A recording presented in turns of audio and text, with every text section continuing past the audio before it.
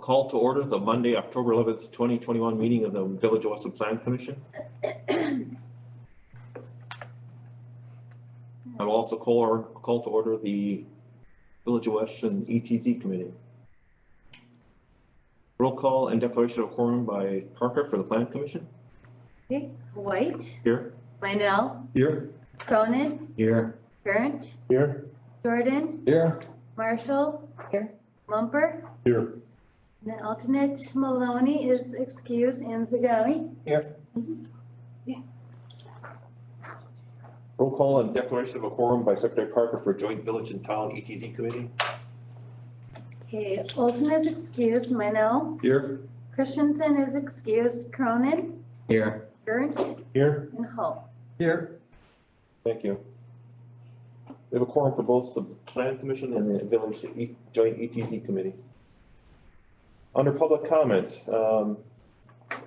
please be advised the state statute 1984-2, the information will be received from the public. It is the policy of the village that there be a 5-minute time period per person with time extension to the Plan Commission chair's discretion. Be further advised that there may be limited discussion on information received. However, no action will be taken under public comment.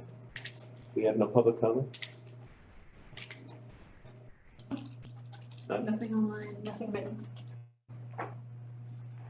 Okay. Item number 4, minutes from the September 29th, 2021 joint PC and board meeting.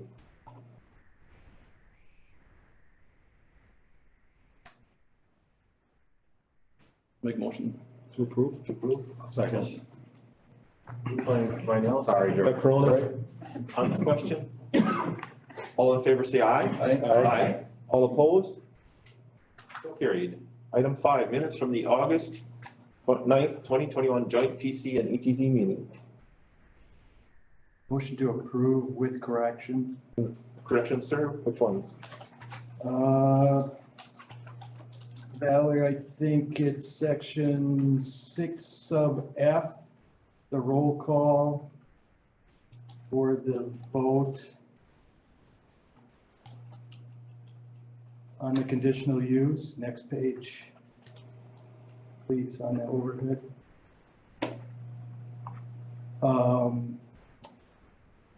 Chairman Olson was absent from the meeting, so it was a 5-1 vote, and he should be shown as not voting on that. That's all I had. Motion to approve with the corrections noted by. Corrections noted. Okay. Is that a second, Gary? Or seconded by Garrett on the question as corrected? All in favor say aye. Aye. All opposed? So carried. Thank you. Communications, disclosures, and recusals. Are any written communications received? We do not have them. Thank you. Item 7, unfinished business, project 20210270, Seth Birch.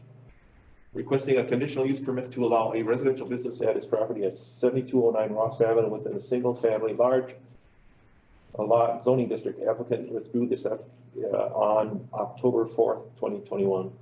So at the last Plan Commission meeting, Plan Commission reviewed this. There were several questions that came up during public input, and staff was directed to go back to the applicant with said questions. When I was communicating with the applicant, he was not forthcoming with the answers, and then went into the conversation to withdraw his application. So the way code is written is that Plan Commission must take final action on a conditional use request within so many days of a public hearing. The cleanest way to do that would just be to have Plan Commission deny the conditional use request. It just keeps it from floating.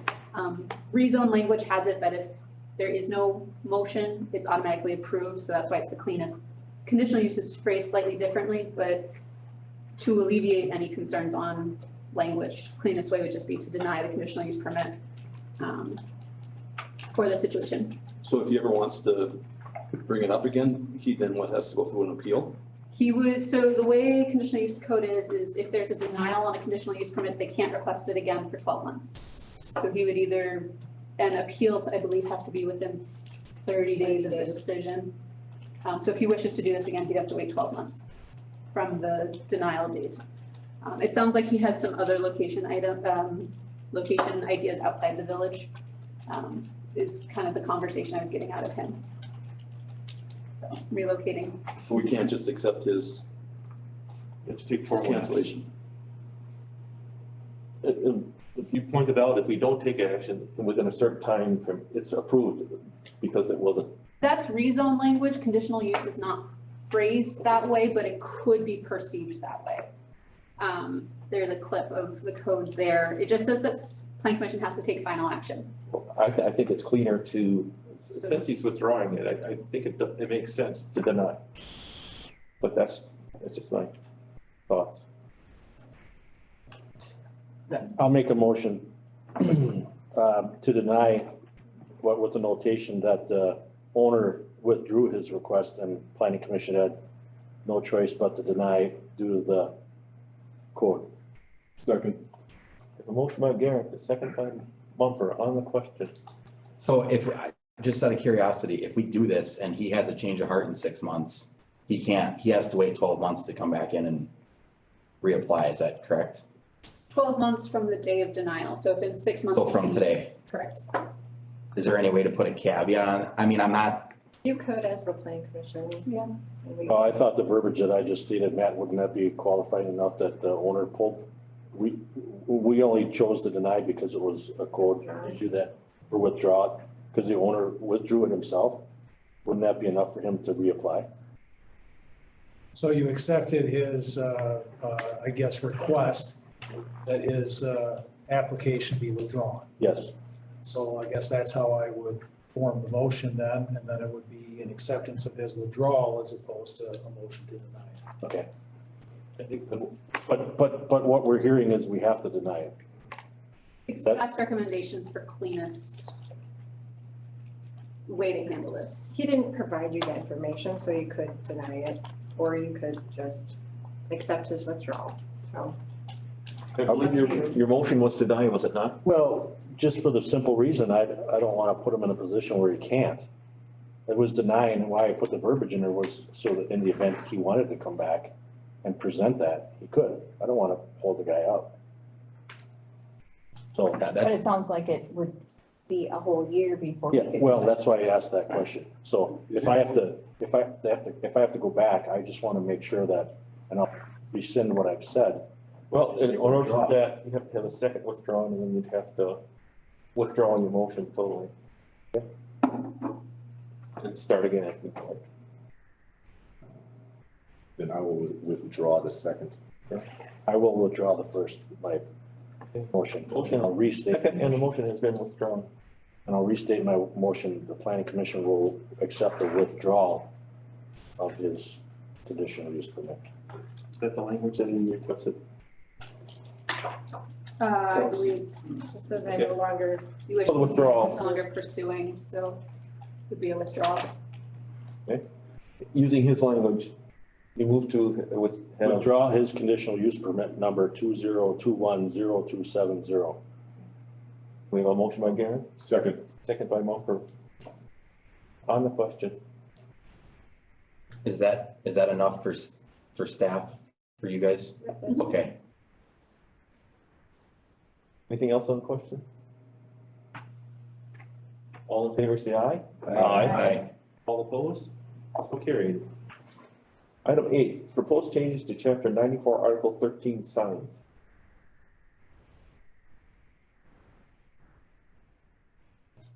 All right, so multitasking here. Okay, so a couple months ago, back in July, I brought forward a preliminary red line, which wasn't actually a red line because I had some technical difficulties, but we discussed sign code a couple months ago. There's a lot of discussion. It was tabled for a couple months. We've made a reattempt at a red line. We've also chatted with Attorney Edie in regards to review of other municipalities' codes, how they've done their review, and updates of codes. And we've essentially come up with 4 ways Planning Commission could move forward with the review and update of the sign code, which as of now, staff doesn't feel meets the intent of the Reed versus Gilbert content neutrality court case that came out in 2015. So we got four options. There's a PowerPoint that Attorney Edie had provided from a recent conference, which goes over Manitowoc and the city of Wausau's updates to their sign codes, which were some interesting ways of going about rewriting sign code. And that's in your packet. So essentially kind of bringing this back for discussion, get direction from Plan Commission. Matt's here to present. Sure. Maybe I should just give you a little more background. The League of Wisconsin Municipalities Attorney Institute that they do every year is a great program where they put on the hot topics for lawyers that represent municipalities. And this year, one of the PowerPoints was on sign ordinances, and that PowerPoint is attached to your materials. It was presented by Manitowoc and the city of Wausau. Both municipalities hired a outside third-party company to help them basically start from scratch with their sign ordinances.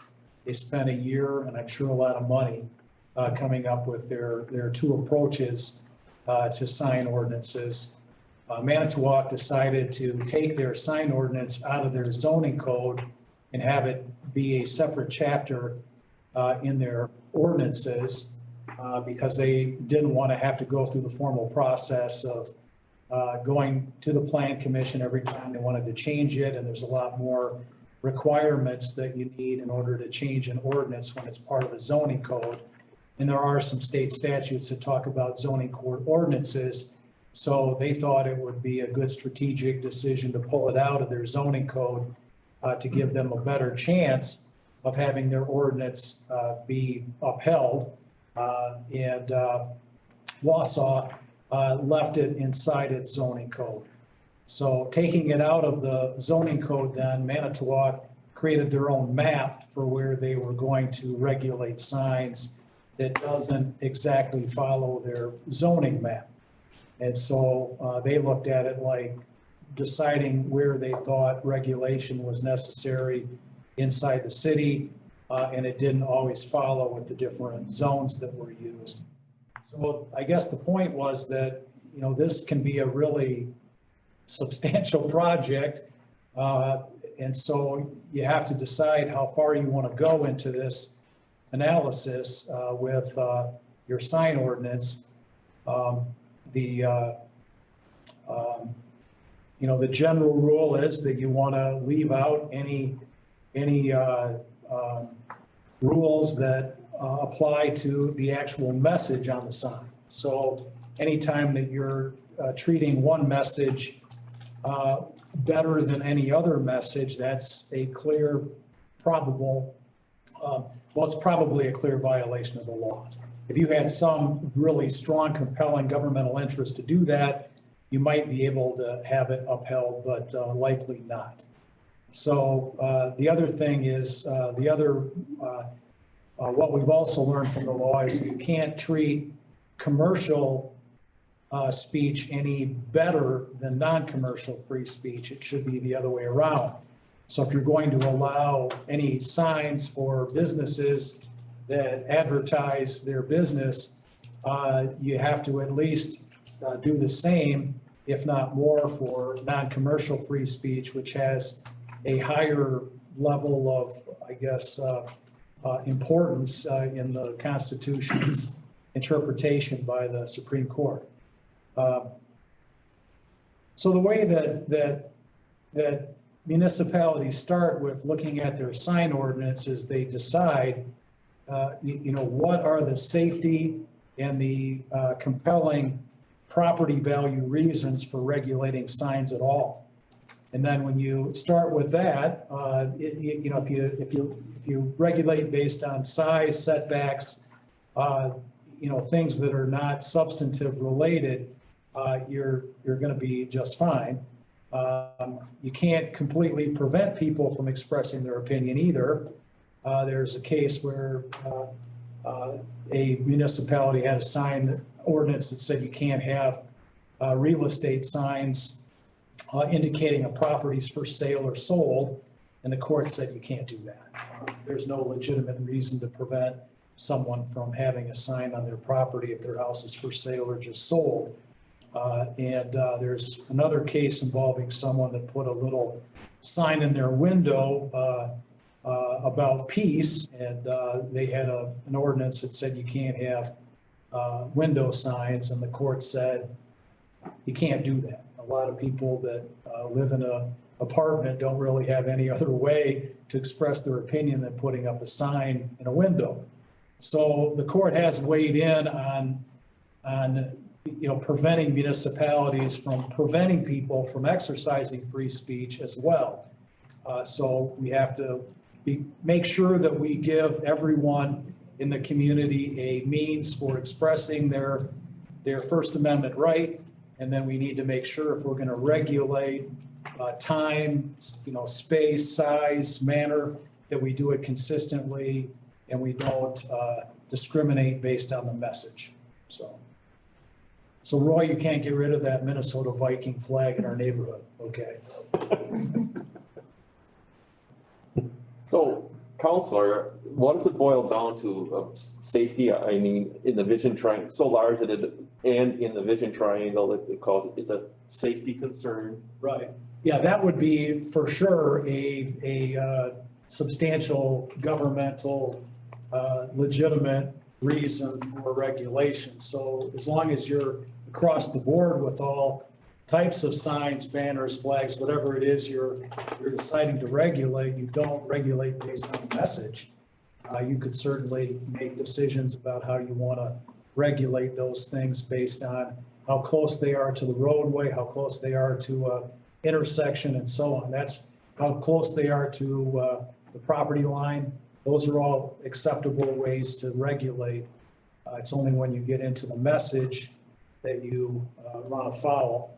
In that Reed case, that was the more recent Supreme Court case, that involved a church, and I think that's why the Supreme Court got involved. Most of these cases, the regulation is upheld until they get to the U.S. Supreme Court. In that case, there was a temporary sign regulation that said you could put it up so many hours before the event, but you had to take it down so many hours after the event. And there was a church that didn't have a building, and so their church gathering would be at a different location every weekend, and they would put temporary signs up to indicate where the church service was going to be for that Sunday. And there was a little bit of a maybe overly aggressive municipal sign enforcer that was citing the church for not getting their signs taken down in time. They typically took them down Sunday afternoon, but not always timely. The regulation said they had to have the date and time of the particular gathering on the sign as well, and sometimes they weren't on the sign. And so they cited them repeatedly, and that case made its way up to the U.S. Supreme Court. All along the way, the other courts found that it was a reasonable restriction because it didn't just involve churches, it involved anyone that was doing any kind of a temporary event, like a garage sale, whatever. But I think, as we learn, the longer we live, bad facts make bad law, and this was really affecting the gathering of people of similar religious, ideas. And the Supreme Court, in a unanimous decision, found that it was a sign that violated their constitutional rights, even though all of the courts below on the way thought that it didn't single out religion, and so it was enforceable. So the facts of the case will bear out what the end result will likely be in a constitutional case. I'm sure if that was a garage sale sign, that it would have never made it up to the Supreme Court.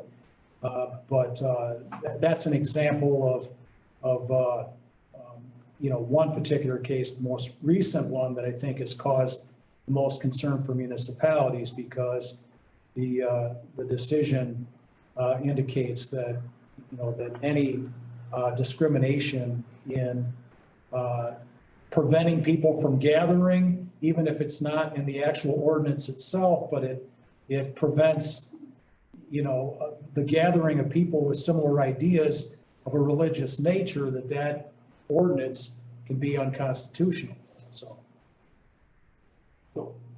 Something further that's kind of mentioned in here is, profane or vulgar, and we all know the definition of that varies all over the map as far as what is profane, what is vulgar. And from what I'm reading through here, you can't even regulate that. What the common people would consider vulgar or profane, you can't regulate that on private property. Is that correct? Well, if it's a political message or a free speech issue and the courts determine it to be that, then that is a, potential outcome if it ever makes it to that point. Well, the reason that we, these cases make it up that far is all of us have opinions on what we want to see in our neighborhoods and what we don't. And that's where a lot of the regulations come from is what you want to see in your neighborhood or in your community.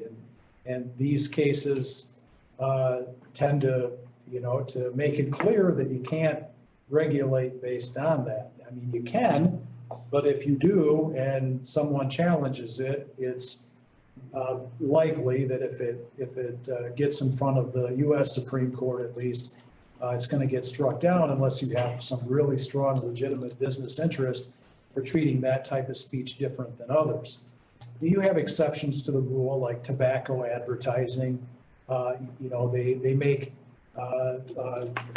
for a commercial advertising, there has to be substantial truth to whatever the message is on the sign. So they can, you don't have the First Amendment protections if someone can point out that what you're marketing or advertising or what's in your sign is not true. But when it comes to free speech, like political signs, that's the highest level of protection that our Constitution provides. And so if you are making a political statement with your word, and if it's a word that is something that can be said on TV or in a movie that you go see, then it's probably going to be something that the court's going to say is appropriate too. Depends upon whether the movie is rated PG perhaps. I think if you had if somebody was doing put a vulgar, did something right next to an elementary school, and there may be a legitimate business or a legitimate governmental interest in carving out space around where children are likely to be for harsher, messages that may not be something that should be seen or heard by children of that age. I mean, I think you could try to carve something out like that if you wanted to. But if it's going to be a public place involving adults, and it's an area where people tend to express their opinions, and given the opportunity to do that, then there's going to be a lot of leeway given to someone who's expressing their opinion. Thank you.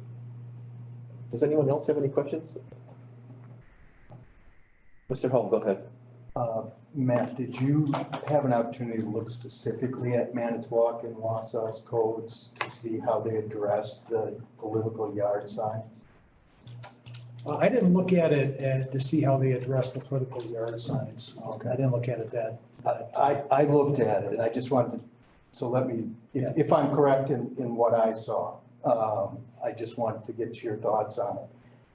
It appeared to me that Manitowoc just totally surrendered in the sense of the yard signs and just as regulating. They call them supplemental signage and allow supplemental signage in all districts, okay? And so they allow whatever you want to put in your yard.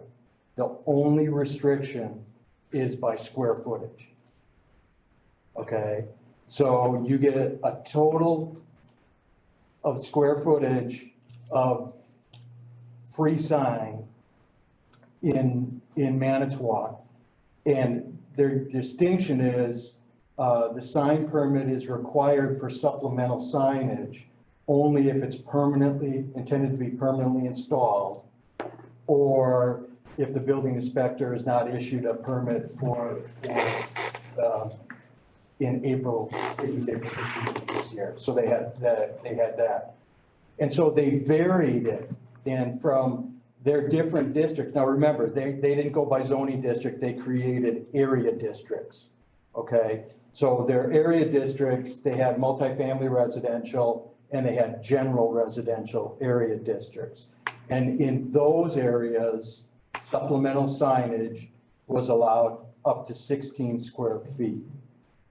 Okay, so if you don't have more than 16 square feet of whatever you want signs in your yard, that's considered supplemental signage and it's allowed. That's how Manitowoc addressed it. As they went into the institutional and their other business districts, it increased. It went up as high as 40 from my quick glance at it today. In contrast, Wausau, and this was the one that I wondered, because they tried to split the baby, in my opinion, on what they did here. So they call it temporary miscellaneous signs, okay?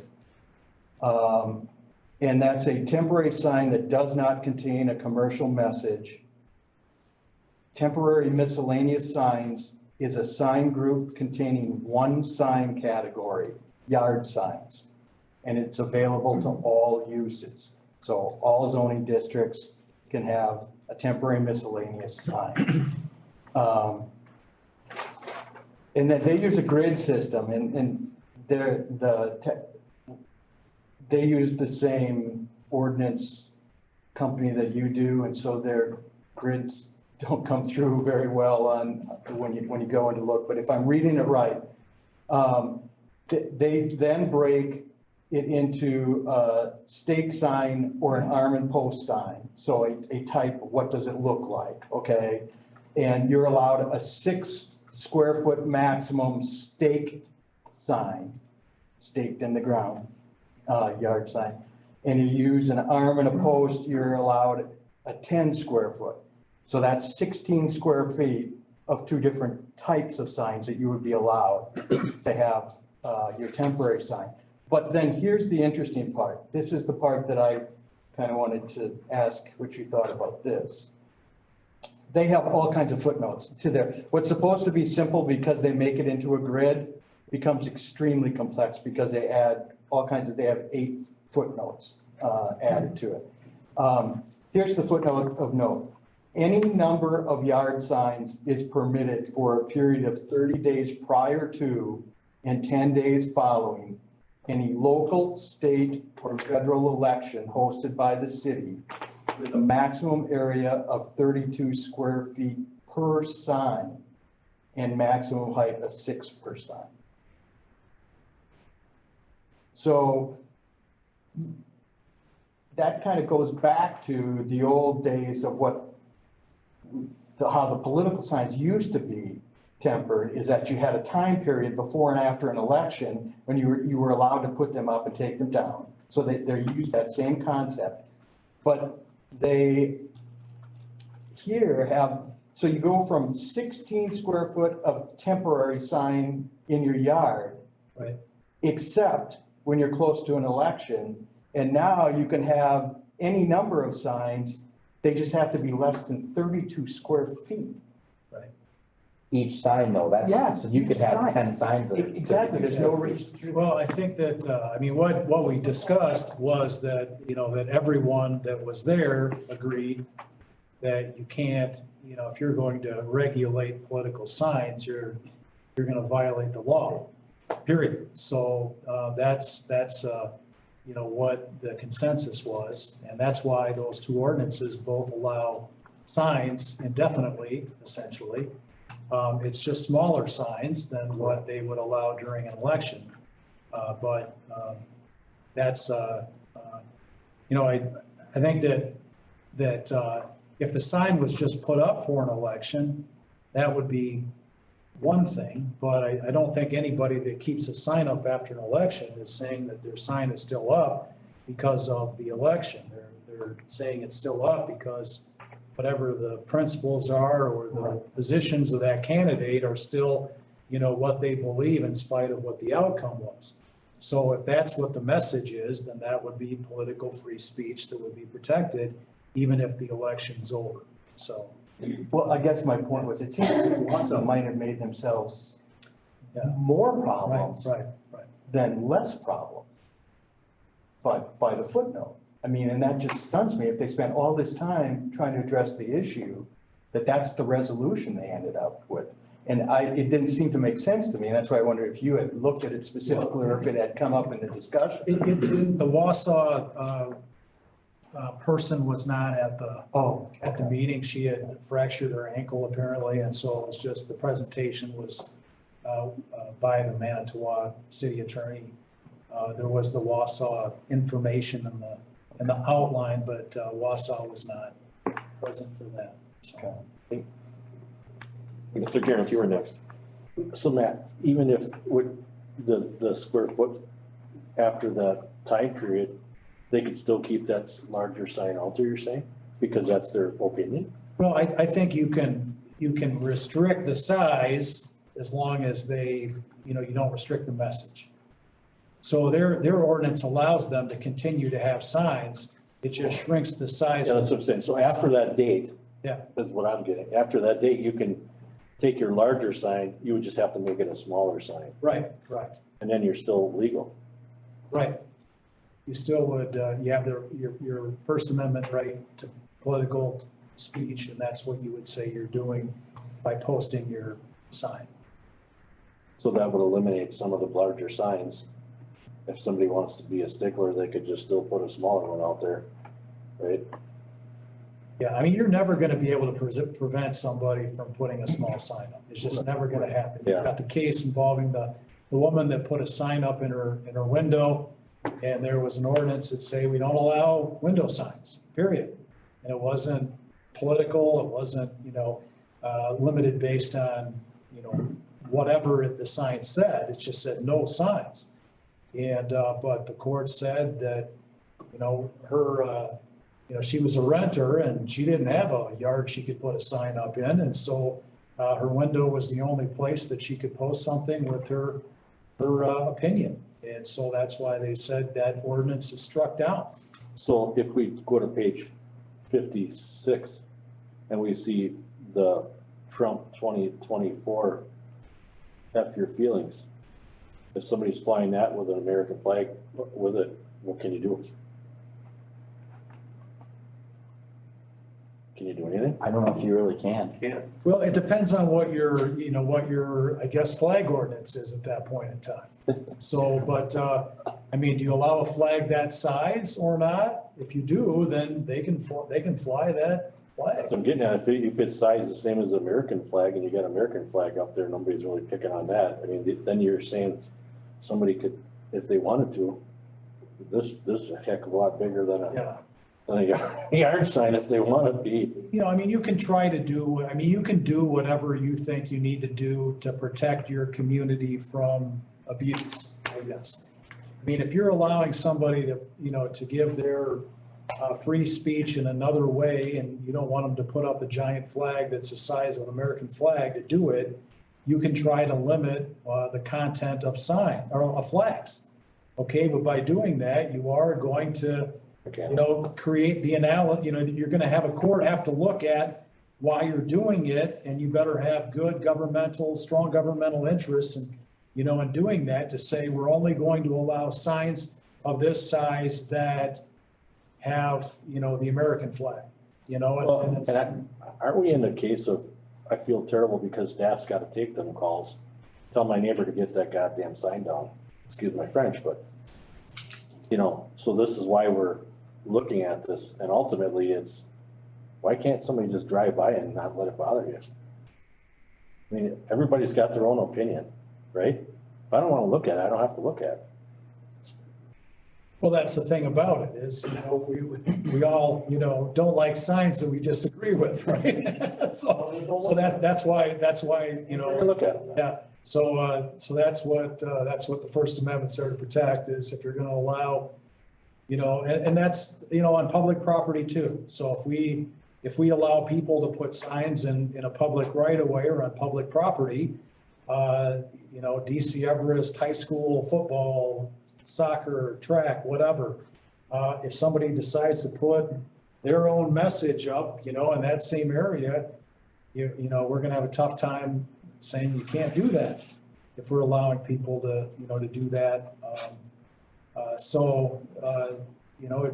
Every time you do decide to allow something, it does matter because now anyone that has a different message, should be able to use public property if you're opening it up for those kinds of, for people to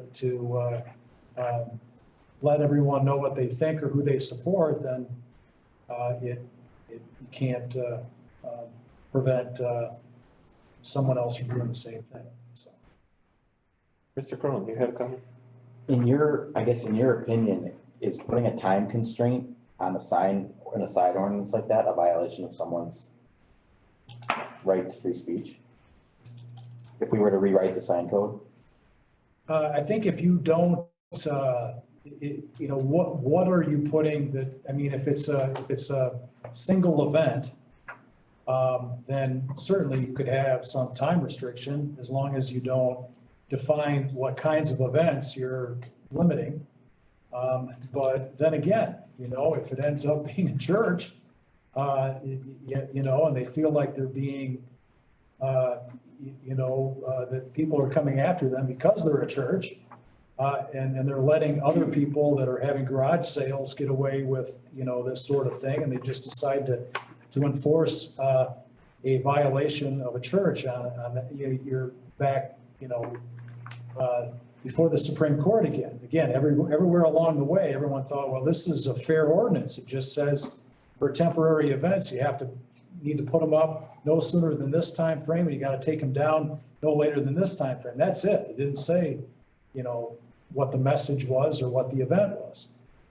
So the idea though would be if there is a temporary event to have some reasonable restrictions on when you can put up your sign and when you need to take it down by, and not get into the type of sign. But then you've got, you always have the real estate signs and the construction signs that you see when property's for sale or when it's sold or when somebody's constructing a home, or after they've constructed a home, they like to keep a sign up to show that they're proud of what they did, and that's all great. But then the next person that comes along that wants to put a sign up is gonna go, well, how is that sign, okay, but mine's not, that I wanna put up? Mine's free speech, that's commercial speech, and free speech, political free speech is supposed to be given more protection than commercial free speech. So, yeah, you can do that. And that's the thing, is you can't, you're not gonna be able to devise an ordinance that isn't gonna be challengeable based on the facts at some point in time. And the reason that I wanted to bring this up was there has to be a plan as to how far you want to go with this project. I don't think you probably want to go to hiring a consultant from Madison or Milwaukee and spending a year and money to revamp your sign ordinance. So the question is, do we want to stick with what we have and try to just make it as constitutional as we think we can, the way that it's been drafted already, without making significant changes? Do we like the idea of Manitowoc and taking it out of the zoning code, which will require us to put together another sign map? We could take the Manitowoc or Wausau experience and revise their ordinances if we think that either one of their ordinances would work here in Weston. But again, the starting point is how far do we want to go into this? And obviously we want to make sure that our ordinances are constitutional on their face. We don't want to have ordinances that are not. So we need to at least look at what we have and try to revise what we have to make it as, consistent with the Constitution as we can. But first, I think point of discussion is how far do we want to go into the new sign code here in Weston? Mr. Downer, you had something. Oh, I guess I was probably thinking along the same lines as Attorney Eady. I guess we could probably talk about this all night. Yeah. We need to maybe identify what our goals are with this thing, what do we want to accomplish? I guess that's what you're getting at there. Right. I don't- I mean, I don't think we have to hire a consultant or anything like that, but you do have quite a few different options.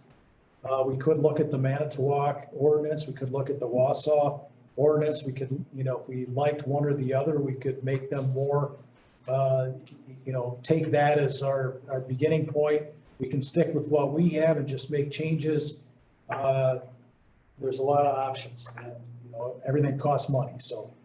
Can I just ask staff what their opinion is? They have to deal with this. What is your opinion? And I think that should be probably heard first, right? Before we determine. What do you guys feel? How do you feel, Jen? Or Emily?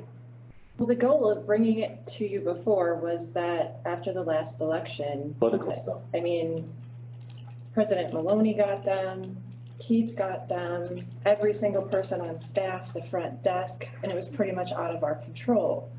The way that the ordinance stated, you weren't even allowed to have a commercial political sign without a permit. So it was just something that was just allowed because most people just followed you put it up beforehand and you took it down. This election, that didn't happen. But it So- sounds like, Jen, that wouldn't even been legal anyway. You couldn't have. It stopped wouldn't, but people, I mean, when I started looking, the city of Wausau got brought up back in 2012 when there was the recall election. Somebody did bring it up. There was I don't know if it was city pages or something, but most communities just choose not to enforce during those times. And that's kind of how we looked at it, but we got just a ton of calls and people were not nice to staff members about Your it. feelings are hurt, but don't look at it. Well, I can't say that to them though. Well, sure you can. Why not? Yeah, that doesn't work out. I would love to. I would just say, when I looked at these, my thought was, I didn't like Wausau's at all. And I also don't think it's worth pulling out and hiring a consultant.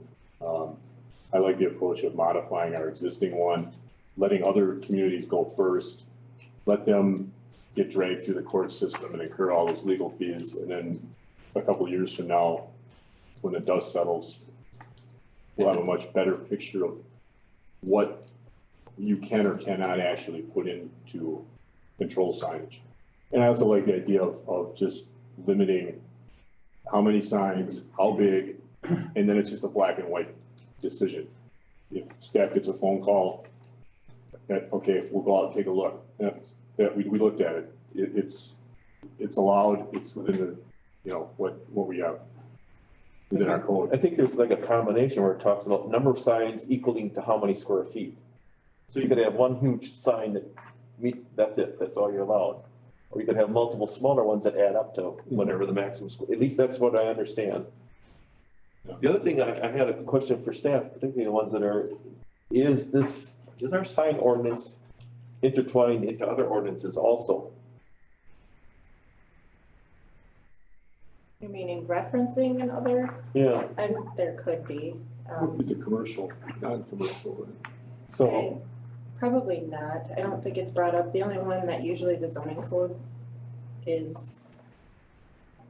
would be the subdivision ordinance, and I don't think they talk about signs in there. We can look. I'm of the opinion that we should try to craft it so that we can meet the conditions of political free speech and keep the restrictions to a bare minimum. I may not like them. I mean, I usually ignore the signs. After a while, you become blind to the signs, you just right by them. But any kind of thing we do, I think, to our ordinance is gonna be challengeable. Anybody can challenge anything in any one of our ordinances. So In my opinion, we just need something to be able to handle a response for the political signs. We don't hear much about the other signs. People are, for the most part, okay with them. We don't have a lot of issues. They move them if they're in the vision triangle, or, you know, we'll pull them if they're too far in, and then the right of way. But we really did not know how to handle it this time. And there wasn't really anything we could say, and we knew if we pushed it, it was probably a legal issue. Someone was going to have one, so. Well, Mr. so Jordan? the whole idea of censorship is really coming to the forefront, you know, I mean, when you talk about social media and all of these things, it's determined at some point. I just don't see how people like Twitter can choose to do the stuff that they're doing right now. And it's gonna be, I just don't see how you can regulate it at all. It's really what it's going to come down to, and staff, I think the answer that you say to someone that's calling is that person's right to have their political opinion or whatever it might be, and there isn't anything in the ordinance that addresses that. Well, right now, Because of free right now speech. there is something that addresses it, so we would have to We have to modify it. revise it. So is, at page 60 and 61, 61, has all the exemptions. And right now, under R, it's blanked out, so you would, political signs would not be exempt, is that? So what it is, so we keep focusing on political signs, but we need to take that verbiage out. So right now, our code actually is unrestricted for political signs. But that's not fair against other people's freedom of speech for other instances, religion, freedom of speech, Girl Scout cookie sales, whatnot. It gives so much non-regulation to political signs. So yes, we actually have really good freedoms for political speech. So that's just crossing it off in the sense of just renaming it. It would just be like some sort of naming of supplementary or temporary. And there currently is the section where I would read. For temporary political signs? Yeah. Yep, we're gonna go all the way down to. Is it page 62?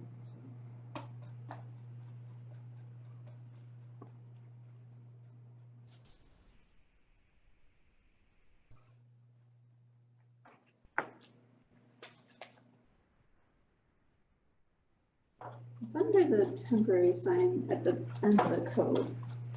Regulatory and governmental information signs. No, there's actually a one-time political, under one-time event signs.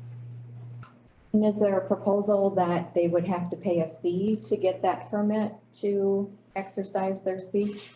That's however Plan Commission would like to regulate that. It's number 7 under one-time event signs, so 71. And so my intent with the redlining was to remove that category, not those signs itself. So it's that section right here. They're permitted without restriction so long as they're located per the requirements. But you are allowing a certain type of sign, a certain speech, more freedom than others. So that was the intent of taking that out, and it was going to fall under temporary, this new 5, which was temporary signs on residential zone property. So doing it based off of residential or non-residential zoning districts, you're regulating based on the zoning district, the number and size of signs, not whether it is a political message or not. So it says 2 signs no greater than 12 square feet together. That's it. So. Steve, you have a question. Yeah, what are the advantages and disadvantages, this is probably more a question for you, of keeping it in the zoning code or pulling it out of the zoning code? When we were discussing that the other day, the biggest thing would kind of twofold. So one, special exception permits wouldn't come back through you guys. It's something that could be maybe done at the staff level. Zoning code, any changes to zoning code needs to come before Plan Commission and be held with a public hearing. almost any other section in a municipal code can just be brought forward to plan commission or village board, depending on how it's set up, doesn't need a public hearing. Zoning is almost the only one that needs a public hearing, so that just timelines pieces out, so pros and cons to both sides. Okay. And if I can just go back to that, so then under the political, you could have a permanent political residential sign as long as it didn't exceed 4 square feet? If I'm reading that correctly? Up in the residential area, Was that like part V or 8V? yeah, if you do like an auxiliary sign, is what's currently in residential. So, you know, beware of dog, kind of an example, but that one's limited to 2 square feet. It could be looked at to increase permanent residential signs. I'm just looking at how is somebody gonna get around, right? Right. Yeah, cause I agree, this all comes down to politics and the rest of the signs, I don't think you guys have much problem with, right? So, but you could put up a permanent political sign in your yard under that section. Mhm. And Attorney, back to that discussion on Manitowoc. The way that I read that or the way that I kind of heard that when you were reading some of that off, if you could theoretically put up a 4x4 lighted sign in a residential property. No? Correct me if I'm wrong. Yeah, and the reason is they did call it supplemental signage, and so it doesn't fall under, if you wanted it, if it's a permanent type sign, or if it's to be lighted or anything like that, then it would fall under their normal signage. Okay. So Different category. the supplemental Okay. signs just address the yard type signs that are the stick in the ground or a post in the ground. temporary one. Okay. So, no, it is. So they use the word supplemental instead of temporary. Correct. Essentially. Okay. Mr. Paul? So let me just then kind of see if I can complete where I came to after I went through what you had for your amendments from prior. Here's my thoughts on it. There's nothing better from the ordinance substantiveness in either Wausau's or Manitowoc's than what we can get to very closely. She's already there, in my opinion, on what she had proposed before. In other words, when we got hung up and we talked about this before, it really came down to how do we deal with the political signs? Neither of these ordinances do anything to address that any better than the ideas we talked about that night or that we are kind of throwing around here. It's that it seems to me that square footage is the way you're going to have to try and make that determination, that they are allowable, and you have to determine how you're going to restrict them by square footage, regardless of what they say. So I guess my thought on the whole process of it is if it doesn't need to be peeled off to make it easier to deal with in the future or ongoing, to have it standalone. If it doesn't, then she's very close, I think, to being where these two ordinances substantively are already, the Manitowoc and Wausau. So there are some tweaks, and there might be some things, like I said, one calls them a temporary miscellaneous sign, the other calls it supplemental. In the ordinance right now, there's an inconsistency here, but Emily has a category in yet that's called auxiliary sign. Now, we deleted the actual definition of the auxiliary sign, and so that creates an issue that it's still in here. But that's the same concept that these other two ordinances did. One called it supplemental, one called it the temporary sign. So whether we call it auxiliary or whatever it ends up being called, that's the same way that these ordinances addressed it. Is they called it, they said there are yard signs, we're gonna allow something that's allowable under it. That's really the end result of where we're almost at in her proposals here. There are just a couple of things that I thought of in trying to think through other issues is if we go by zoning district and leave it in the zoning code, you might want to consider should RR5 be the same as rural residential 5 be included with the agricultural rather than with the residential because of the size of the lots? There are some things, because if you got 5 acres or 10 acres of land, and you're out, we're talking ETZ area and or what eventually, if the town does the same thing here, we're talking about much bigger property lots and lines and things. So if we're gonna do it by square footage, you might wanna look at breaking the rural residential 5 out from the rural residential 2, so that we're acknowledging it's bigger lots. The other thing that I would say that we currently have is. Can I just interject real quickly? Do we run any risk of violating someone's rights then? Because let's say I have a 1 acre lot, I'm next to a 5 acre lot, I'm on the edge of the zone break off, and my neighbor now puts up this big sign, political sign, and I go, well, you're putting that one up, I'm gonna match your sign. I'm just pointing out, and then he calls up and, wait a minute, I can't have my sign, and he can have right next door. Those will have, I mean, we'll have to decide on square footages, how to handle it, but I'm just saying, when I looked at it, that's because even in their ordinances, I mean, I wondered how you do it in multifamily. How do you do it in a multifamily? If you're putting it, I mean, is it by each unit versus by property? I mean, there are issues that still aren't resolved, so that's one of them. The other thing I thought of is the agricultural, where we lump agricultural in. And again, I'm thinking more of, do we have to count all the no hunting and no trespassing signs? And do they, they have to be on a post instead of being on a tree? I mean, they're just some strange things that neither of these address.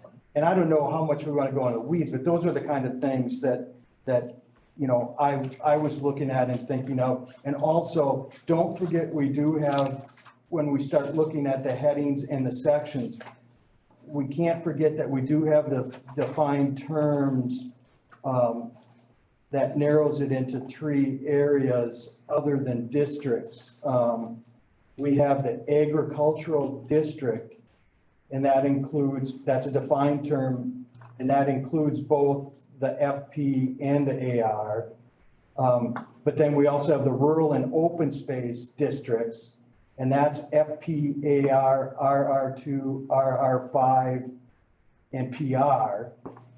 And then we also have, of course, the residentially zoned and then the non-residential zoning districts. So we have some ways, depending on how you work through this, that I don't think we looked at as closely in the past to what we want based on the zoning districts. So if we start looking at square footages being different in different areas, make sure that we define it very accurately based on either the exact zoning district or by these categories that already are defined terms. And those are my thoughts on it.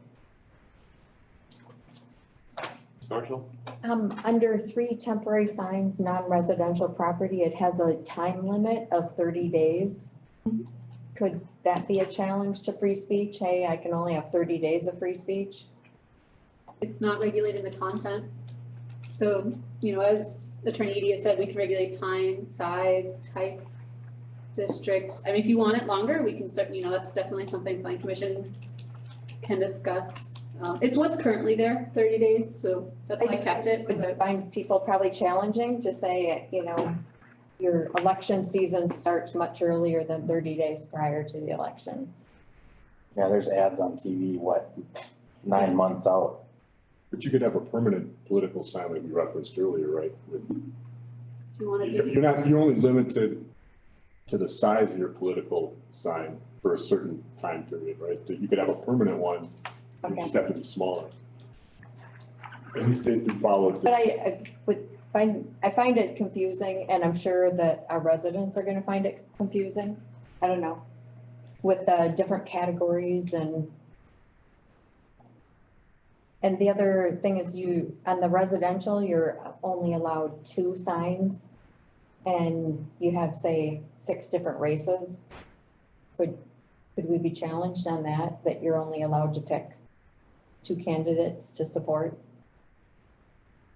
anything could be challenged at any time, right? And so if you could make an argument that you're being limited in your right to, Well, not to interrupt, but I wonder if that's why they do that, Mark.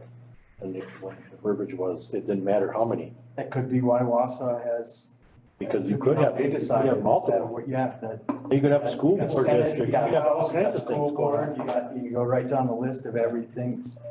And that may be why they decided to do unlimited number of signs. so I haven't looked at the proposed changes in any detail yet. Because I didn't want to spend a bunch of time doing that. If you said, let's get a consultant, let's look at Manitowoc's, let's look at Wausau's.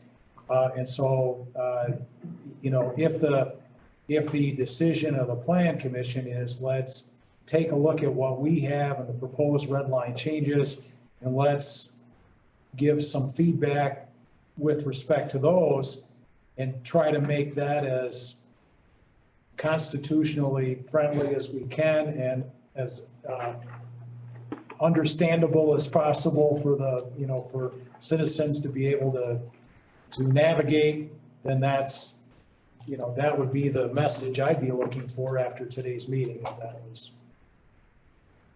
Mr. Cronin? I'll probably get some looks for saying this, but do we just maybe choose not, I mean, to rewrite the sign code or modify the sign code and not regulate temporary signs? Is that the answer? I don't like that answer. I'm just, Someone can get really obnoxious. I'm just throwing that out I there. just I'm don't not, wanna live next to somebody that puts up a billboard in their front yard. That would be a permanent sign. Well, but they, or just temporary, I don't, you know. yeah, that would be, that's what I'm saying. If you choose just not to regulate temporary signs, which you could by definition make temporary signs something that's staked into the ground or like, hey, we're not gonna modify. You're gonna have people that will stretch that. I mean, you can get some temporary signs that are pretty big. I mean, Right, size is always gonna be, you're gonna wanna regulate size and where they put them, you know, in relation to setback requirements of things, you don't wanna have them right, you know. Sure. Purposely Lot on line. the lot line as a fence. so you have a 30-foot high billboard that's temporary and the big windstorm comes and blows it over on your neighbor's house. So I think that, you know, you're still gonna wanna regulate, you just have to really make sure that you're not regulating content, you're just regulating, you know, size and location and number and so on. I think it's been brought up that we would have a hard time regulating the number. The total square feet, I think, is easier to Yes. regulate than you can only have 2 signs.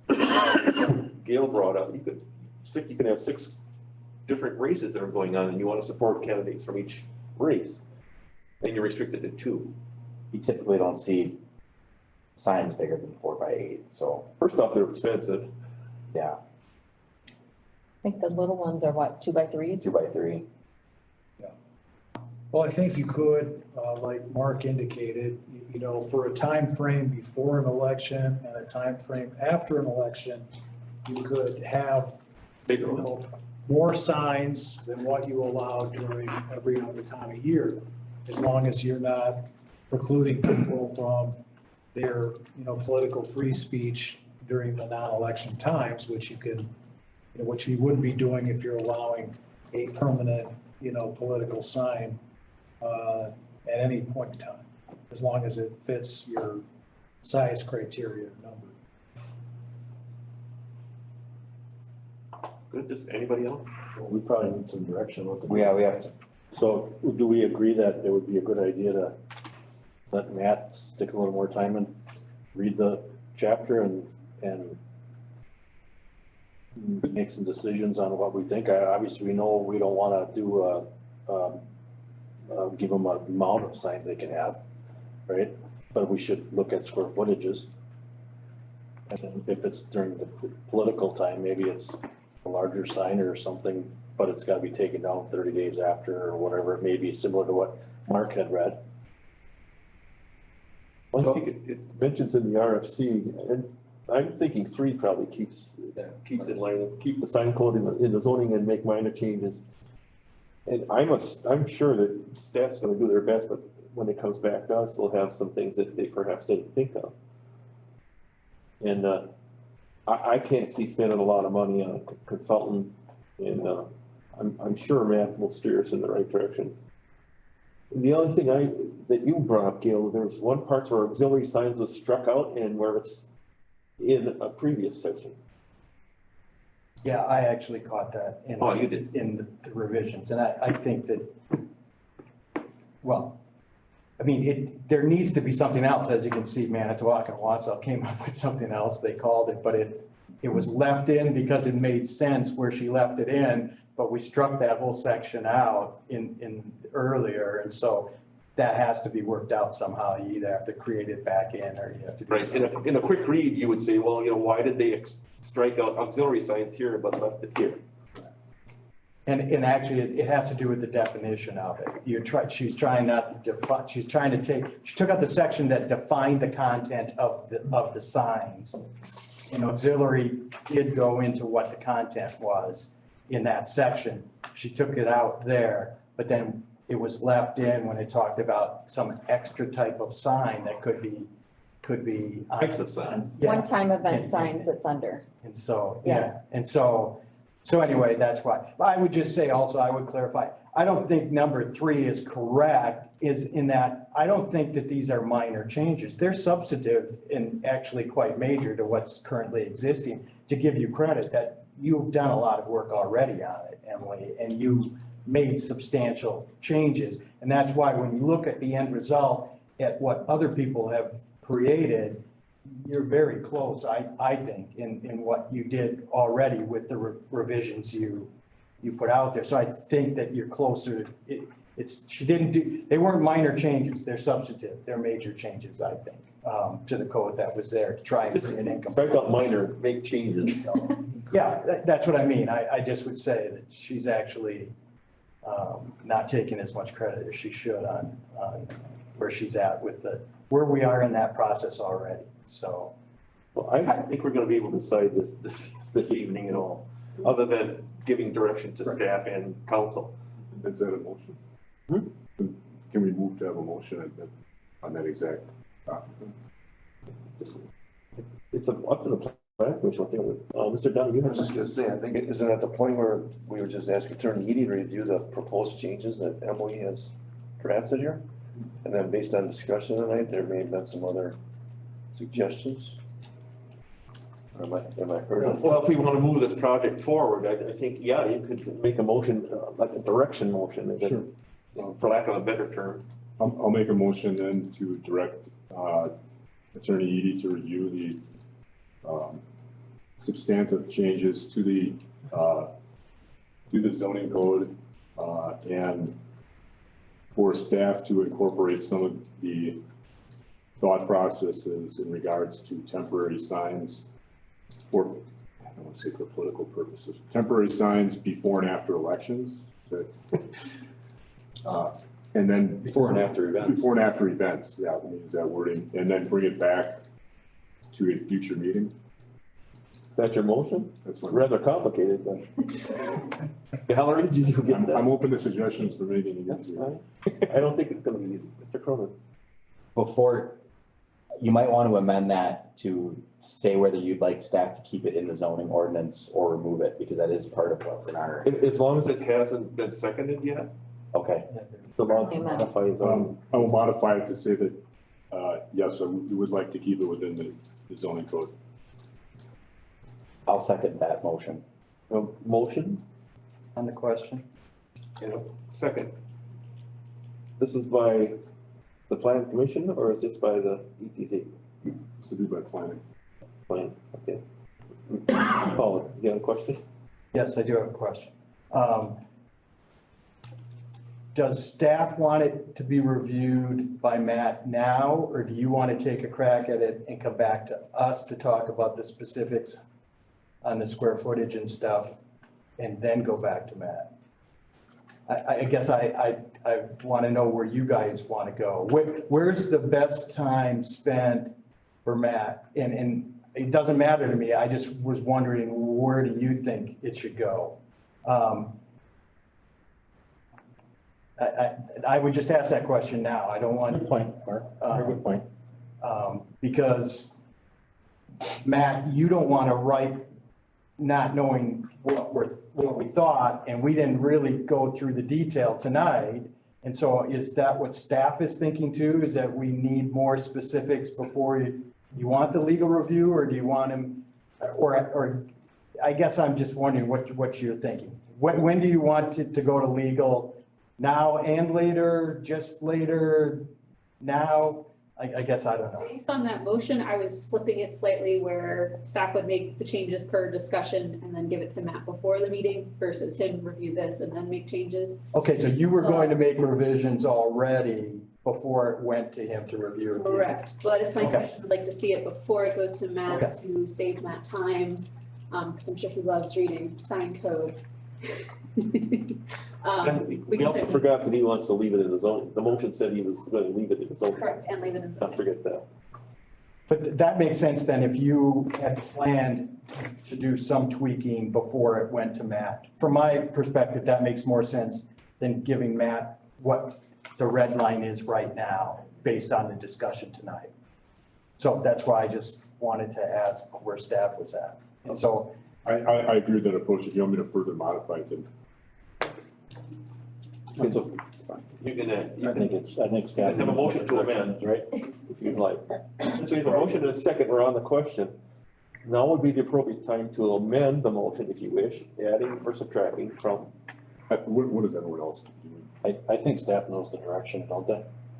Or does that need to be? I think just let staff work it out. I think so too. I guess how many more meetings do you guys wanna look at this? Do you wanna see a final, almost ready to go to We could public three- hearing? like Infinitely, I love having this conversation every month. Alright. Well, the election's in April, so we have a little bit of time. Someplace by February. We're still on the question.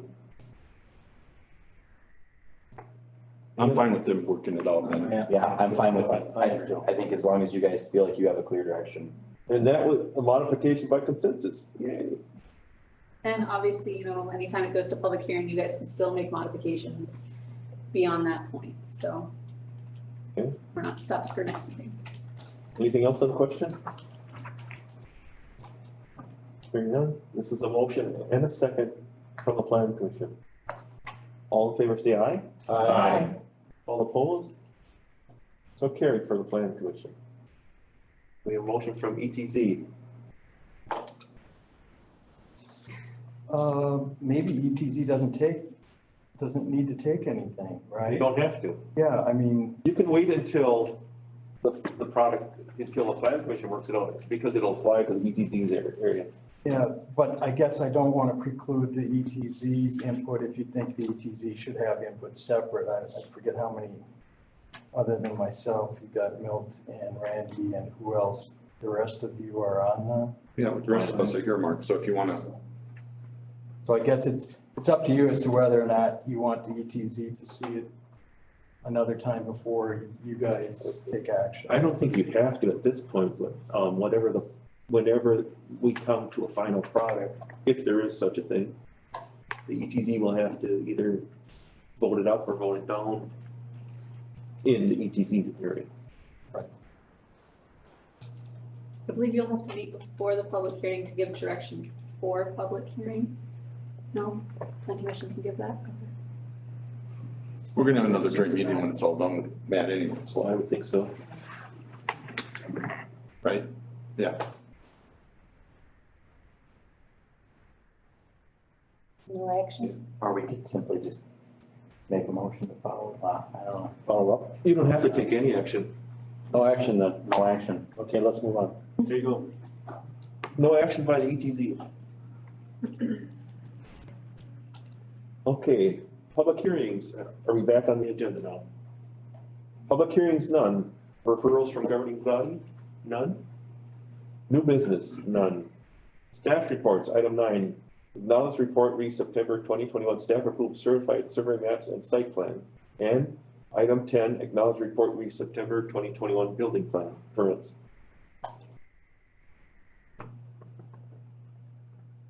Set the motion to acknowledge, both? Motion to acknowledge. Which one? Both? Both. Motion by Garen, Second? second by Minell. On the question? All in favor, say aye. Aye. All opposed? So carried. Do we want to adjourn the ETZ? I was just gonna ask that. If you wish. Mark, you want to, do we adjourn the ETZ? Sure. Motion to adjourn ETZ. Moved by Hull, second by Cronin to adjourn the ETZ. On the question, all in favor, say aye. Aye. All opposed? So carried. Thank you. Thank you. Miscellaneous. Jen, is this yours? Or whoever? Probably, I can cue it up here a little, maybe we should ask. Commissioner Cronin asked for a couple items to be put on here for some discussion tonight, discussion only. First thing was on the Weston Avenue corridor. Thank you, gentlemen. Thank you. Thanks, Matt. If it's just a status report you're looking for, AECom is working on the design and study for this corridor and the reconstruction of Weston Avenue. They're expected to have a 35% design level by the end of November. At that point, we were planning to hold an informational meeting about the recommendations and the plan and so forth. I guess one thing that was discussed with them in scoping the project was they were acknowledging or recognizing that there probably were gonna be fewer right-of-way needs on the east half of the project, east of Bryan. And for that reason, they were recommending that that piece of the project be done first, and then the east part be done second. That's a discretionary thing on our part, because we wanna. Keith, could you repeat what you said? I'm sorry. They had less what? We're recommending that the eastern half of the project from Ryan to J be considered to be done first because there'd be fewer right-of-way Oh, needs. it's easier for them to get that plan done. Right. Okay. And then the second piece be the east half or east part from Ryan, or from X to Ryan. I guess the reason that I had kind of wanted to bring up a discussion, I wasn't at the plan commission meeting in early September, I was out sick. And, the next 2 days later, I did watch the whole video from front to back. And there were 13 people that night who came in or sent in an email and talked about various things with TID 2, but vast majority of those folks also brought up TID 1, and to an extent, I kind of agree you can't talk about TID 2 without talking about TID 1. So I don't know, I just wanted to bring the discussion back and make sure that nobody is having a change of heart with anything that we had already decided with either of those projects or anything of that nature, but I thought it at least warranted a discussion because there was quite a few people there who didn't seem overly happy, I guess, with the direction that we were headed out there. So this discussion about this corridor project becoming the number one priority in TID 1 followed the decision or the scrapping, if you will, of the Camp Phillips Center project. I know that question came up in one of the meetings we had. I think it was on the Schofield Avenue corridor plan, perhaps. Somehow that question came up when we had a meeting on Weston Lanes.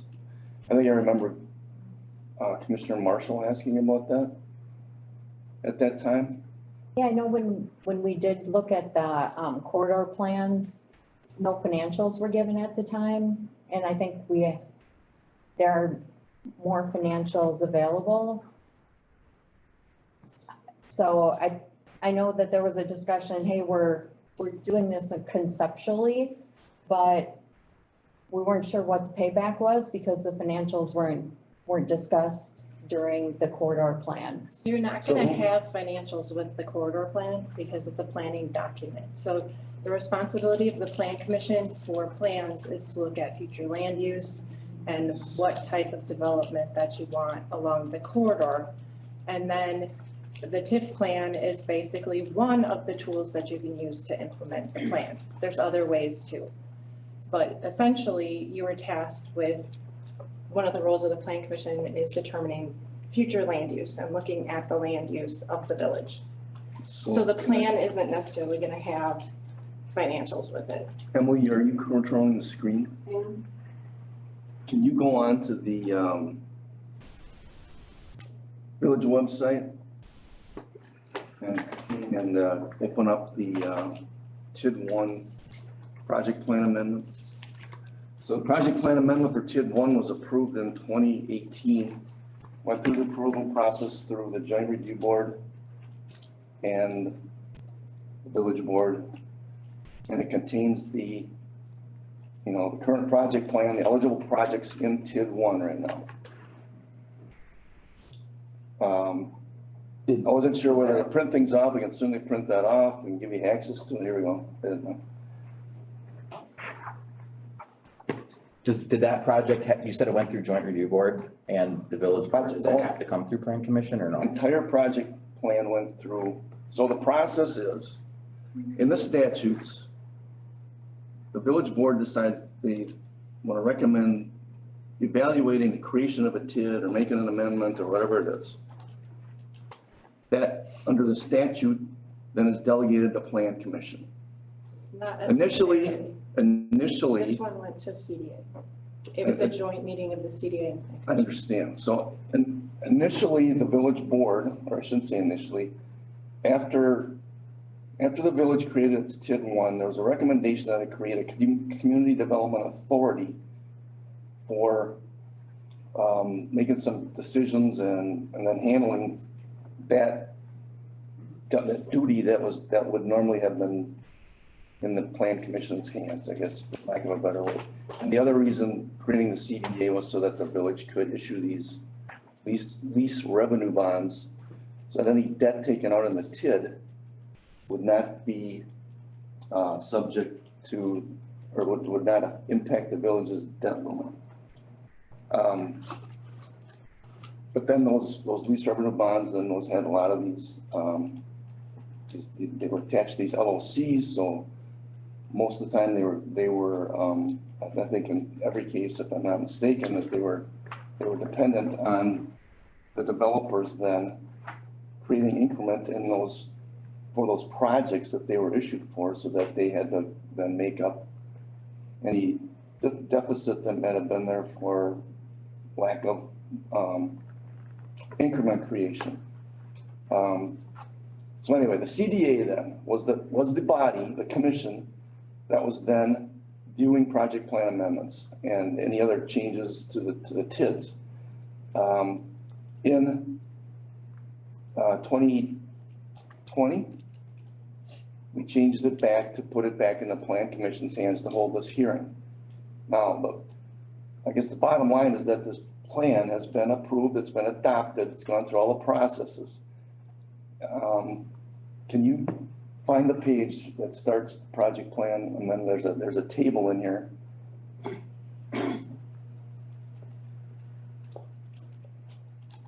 There. Okay. So this table starts on page 20 of this PDF. I think there's 4 pages maybe that contain the adopted project plan. I guess there's more than that.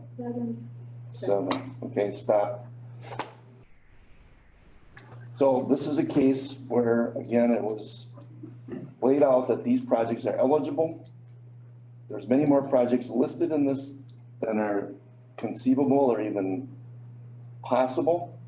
But it was the same principle that was proposed on TID 2, which was to make sure that if they had any thought of certain things being eligible, they were listed in this project plan. As we stated, Weston Avenue corridor has now become the priority of our focus on the projects. This plan still included Camp Phillips Center, which is now not even on the table anymore. So there was something on a range of $95 million worth of projects included in the eligible list, but then I think the TID was able to support maybe, I think something over 40 million in the analysis that was done at the time. 41. And that's not saying that those were gonna be done. They still have to go through approval of the village board. So we are right now working on the Weston Avenue reconstruction design, preliminary design and so forth, at the direction of the village board. And that's who, the village board is the one, the governing body that is directing what may or may not be done in TID one right now. And this is adopted plan, it's not a work in progress, it's been adopted in 2018. Correct. It's actually a part of the comprehensive plan. Right.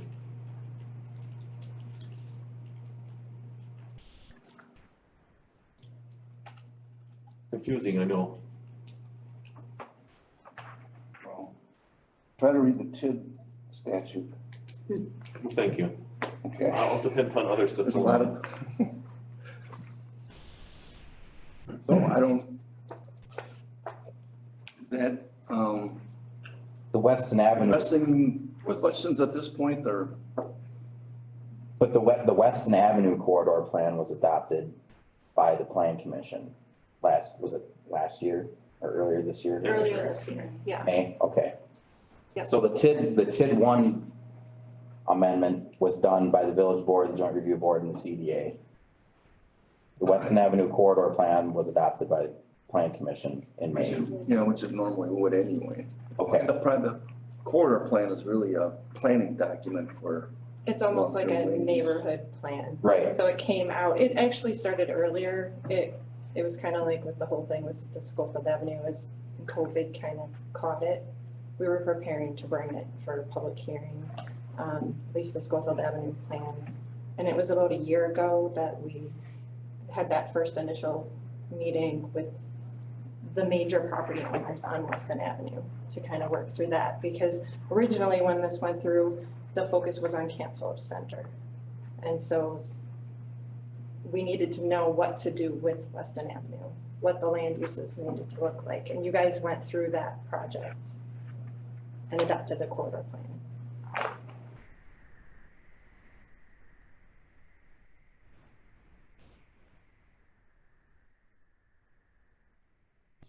So what other questions can we attempt to Well, I answer see, tonight? has it answered A or and B and you're down to C or? does anybody else have any other questions on, or anything else they want to bring up? I wanna know what the assessments are gonna be handled, or how they're gonna be handled for the property owners along Weston Avenue. And I understand that we're talking concepts, I understand that we had a public hearing. I'm uncomfortable saying that we're progressing and we're spending TID money on this without knowing somebody who has a half a mile of road and what the assessment is. If you're saying that it's gonna be nothing, it's gonna be absorbed by the TID, then we should make that statement and everyone should be aware of it and look at it and say, is that reasonable or not? There's other people that have had sewer and water put in, and I think I sent you an email on that. Which I replied to. Did you? Yep. I guess I haven't read that, I must have missed it. Okay. But what I'm saying is there are other properties that were assessed for sewer and water being run through their adjacent to their properties. I just feel that we need to do more on releasing the financial obligations of what this is gonna mean to certain people. And that's me, I'm just uncomfortable not having that discussion. That's a fair question. Some of those issues when we had the whole, like a lot of the people that were from Weston Avenue were here, I thought that was some of their main. I think we did that at Dale's too, didn't we? Yeah, the Back in May. first one, they were here for this, I think, a second meeting, because I was not at the first. Right, so we've talked about Gary Buck, philosophically, Buck just wants, or in principle, what we. he was represented by an attorney, because he was concerned. We've talked about in principle or philosophically what we want to try to do. I think the difference in this case is that there's gonna be some right-of-way impacts, and we don't know what those are until we see this 30% design level. And I think the proper way to do this legally is to initiate the eminent domain process. Because there's gonna be the whole process you go through to evaluate you have the need for whatever the area of property might be. From that, you get appraisals, determine values. And the village is gonna be acquiring property. That's a major difference between what has happened up to this point versus this project that's proposed, because we weren't doing right-of-way acquisition in those other cases. And then after that, we can't talk about the two things separately, but there's gonna be some trade-off there. I envision it as us being, maybe limiting the amount of the assessment to what might be, and create a connection fee even for the future. It might be a deferred assessment is what it'll be. 'Cause I'm not envisioning people are gonna start connecting. We don't necessarily want or aren't encouraging individual homes. We would rather see redevelopment than connecting individual homes. But if that's what happens, I guess there should be a cost to that. Similar to what we were gonna do it on Apache Lane, where we're doing a deferred, allowing people to defer an assessment for a long time. Right. But I thought, Keith, I was under the understanding from when Buckberger was in here that that was gonna be handled through the TIF. And if he were ever to sell a piece of property off and want to hook on to that, then the developer would be the one that would be assessed a certain dollar amount for connection onto that, moving out to his development. Is that different than what I'm explaining? Well, you're saying Apache been stretched out to like 10 years, and then there's interest costs, I'm assuming no different than the golf course project or whatever. Well, we actually are I'm not sure what the situation. we're deferring interest in that case Okay. as well. So those are some things to be defined, yes. And I think we need to do that before we have that meeting. I agree. I guess what I'm gonna ask the question is, if we're gonna do this in a TIF district, right? Right. What is the difference if we're doing this and we're going, and I'm just asking, somebody help me with this, but if the village of Weston buys property for the industrial park and puts it through a TIF district and runs their sewer and water through there, what is the difference if they're running the TIF district to expand more development for industrial park or commercial properties? Why are we trying to hammer a homeowner? We really technically shouldn't be and can't be, because you can put them out of, basically bankrupt them or whatever maybe. So hopefully we're, again, like you said, Keith, is when somebody wants or needs in the need of it. If it's just for a simple residential home, that connection fee shouldn't be $150,000 because we crossed all 40 of your acres or something like that. It might be a 20,000 or 15,000, something like that, right? Right. But you're gonna have to try to figure something out for future development, because I'm assuming you're doing this to spur development, right? That's what the TIF is. One of the goals of having a tax increment district, yes. And also the road needs to be fixed, period. Right. The road needs to be fixed. So do you put the road in right now and not put sewer and water in? Why would you do something like that, right? Why, that would be foolish to fix a road without thinking about future Come planning. back 5 years later and dig it up to put in sewer and water. That doesn't make any sense at all. I get it. I understand that. I'm not discounting the fact that something needs to be done. I just drove down Weston Avenue today, actually, it's in bad shape. Something's gotta be done. Right. I'm not, and that's not the point of why I asked this to be brought up. My concern was, there was a lot of people that came in and voiced their concern with how it sounds, from all those people, it sounded like how the village was handling maybe financially with TID. Some people were saying it should be closed. I don't know what the ramifications of all that are. I just wanted to, I guess, bring some awareness to that we've got all these people who are not happy with the direction we're headed. And I think there has to be some sort of happy medium there, I guess, and that's why I brought this. So like both of these TIDs have debt assigned to them, that we can't close them at all until they're paid the debt off. After that, it's fair game. But we have to pay all our debt off that's been attributed to TID 1 and TID 2 first. That's the way the law is. After that, can close them, can have everything that we need to do, go to the general budget for doing road construction. And that's part of the reason that we went through this whole process, was to try to establish a way to finance this without increasing any of this. And it's my understanding, the financial advisor from Ellers predicted that the increment that was there would be enough to pay for what debt?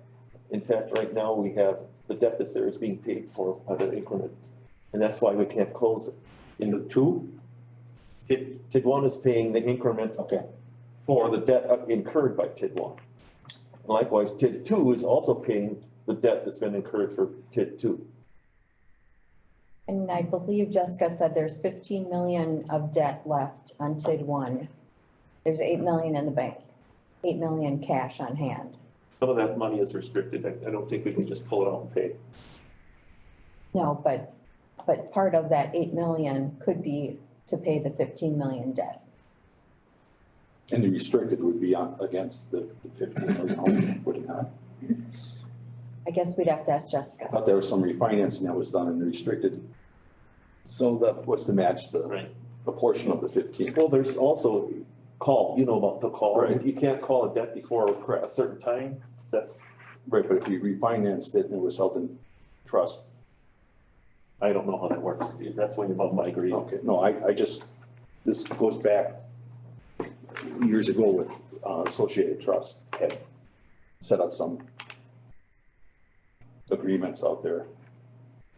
Goes back a while when they refinanced, but the rates were substantially higher than the other. Well, when we refinanced, we saved almost $500,000 Yeah. as soon as we signed those documents. And the reason being, the TIF was underwater, was in danger of not being able to pay their debt. And that's why we consolidated, how many, it was like 5 or 6 loans that we had into one issuance. Saved more than about 1.5% in interest, and right off the bat, the payments were lowered enough that we. Correct. So that's why it was done. Right, but I have to kind of agree with what Steve is saying here. I think those discussions to be had before we get blindsided at another meeting. I think we need to have that information out there, and I don't know the format that we want to do it. The Buckburgers of the world, they should know what their obligation is going to be down the road and what their family's obligation. I can tell you from what I got out of it, they have nothing to be worried about. That's my opinion that I got out of the meeting. Then Unless they want to hook on. then it should be going past the discussion, and it should be part of what our plan is then. If that's the way it really is, it should be documented correctly. That would be something at the board level. Correct. And I'm just saying that we can have discussions about it, and we can send it to the board for approval. I'm just saying that those discussions haven't been there. I just don't like the idea of people not knowing what's happening along there. And you're right, if they have a comfort level, that's great. And I guess maybe I'm thinking that wrong, because when I sat in the meeting that night, that's the opinion I got, that Gary was reassured that we're not trying to bankrupt you, and we're not trying to shove this down your throat. You don't have to do anything with it. But there's enough concern that he fit an attorney here. Yes, he did. Yes. Yes, he did, and I think he's got a better feeling upon that right now.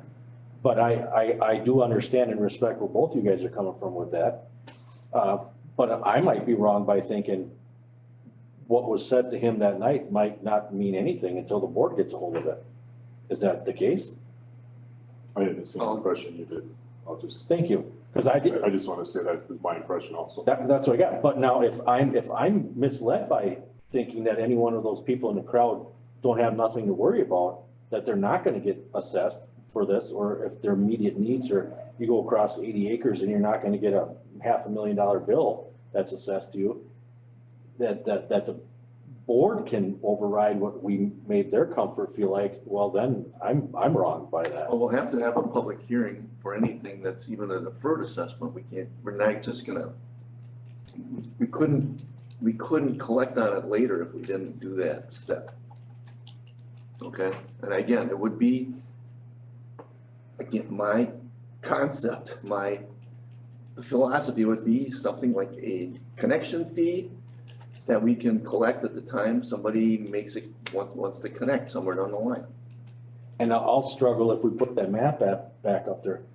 When we're crossing 1,000 feet of wetland, who's gonna pay for that? In those Is cases. that absorbed by Usually those are things that the village or the utility would consider oversizing costs. Okay, that's what You would define all those things. in those unserved areas, how does that, do you take those footages out of there, Keith, and is that combined with the rest of it that, Well, it ends up being picked up by the utility or, and I'd say like. as a means of Let's say looping? if somebody was, let's say if you as a developer were gonna extend the sewer and water for a quarter mile and the village said, okay, that's great, you're gonna finance it all.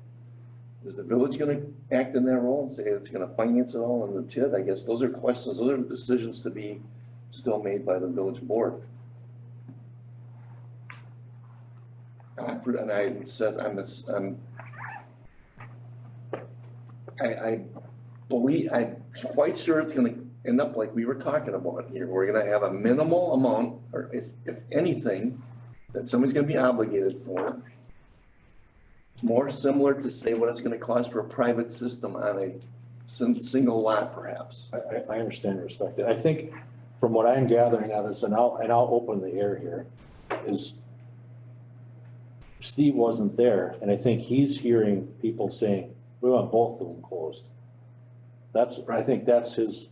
I wasn't there when those decisions were made, so. Let me kind of follow up on that a little bit, okay? That's what, And I wanna finish airing this, cause Husheng is here, and maybe it's not the time to do this, but there's several of us that came into that meeting wanting to make sure Schofield Avenue was getting done, and we wanna commit to that. But after listening to that people that were in the crowd, I changed my opinion of it.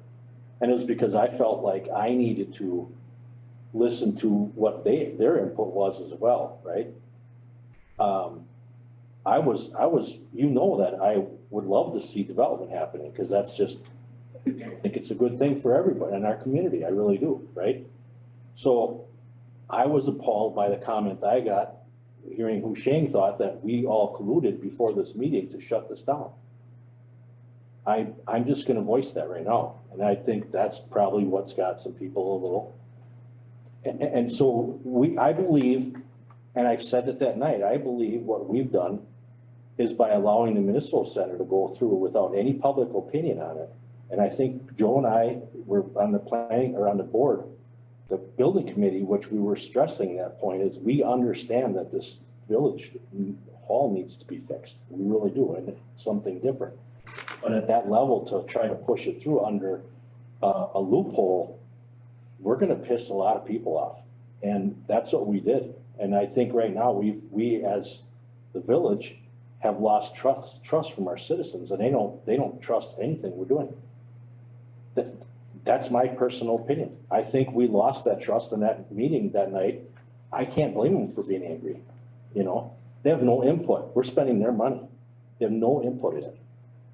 And I know, Keith, I'm not trying to blow on you or harp on you for that, but I'm just being honest from what I'm seeing as an outsider in, looking in, going, these people are pissed.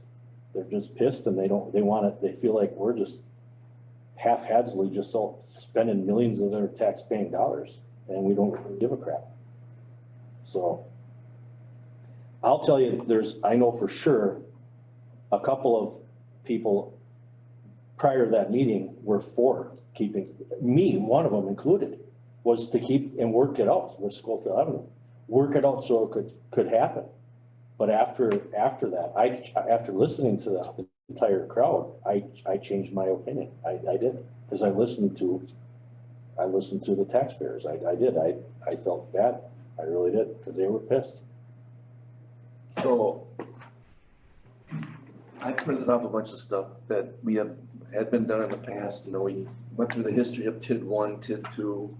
There's a general handout. I It may want to answer hand it some out. You want questions to that- pick it up before we leave tonight, that's fine. I didn't expect people to look at it right now. I could, and there's other things we can provide. I know we should get some updated financials. Those couple documents on the history need to be updated because of certain recent developments. It's the same things that we prepared for a meeting with a group of people back in 2019.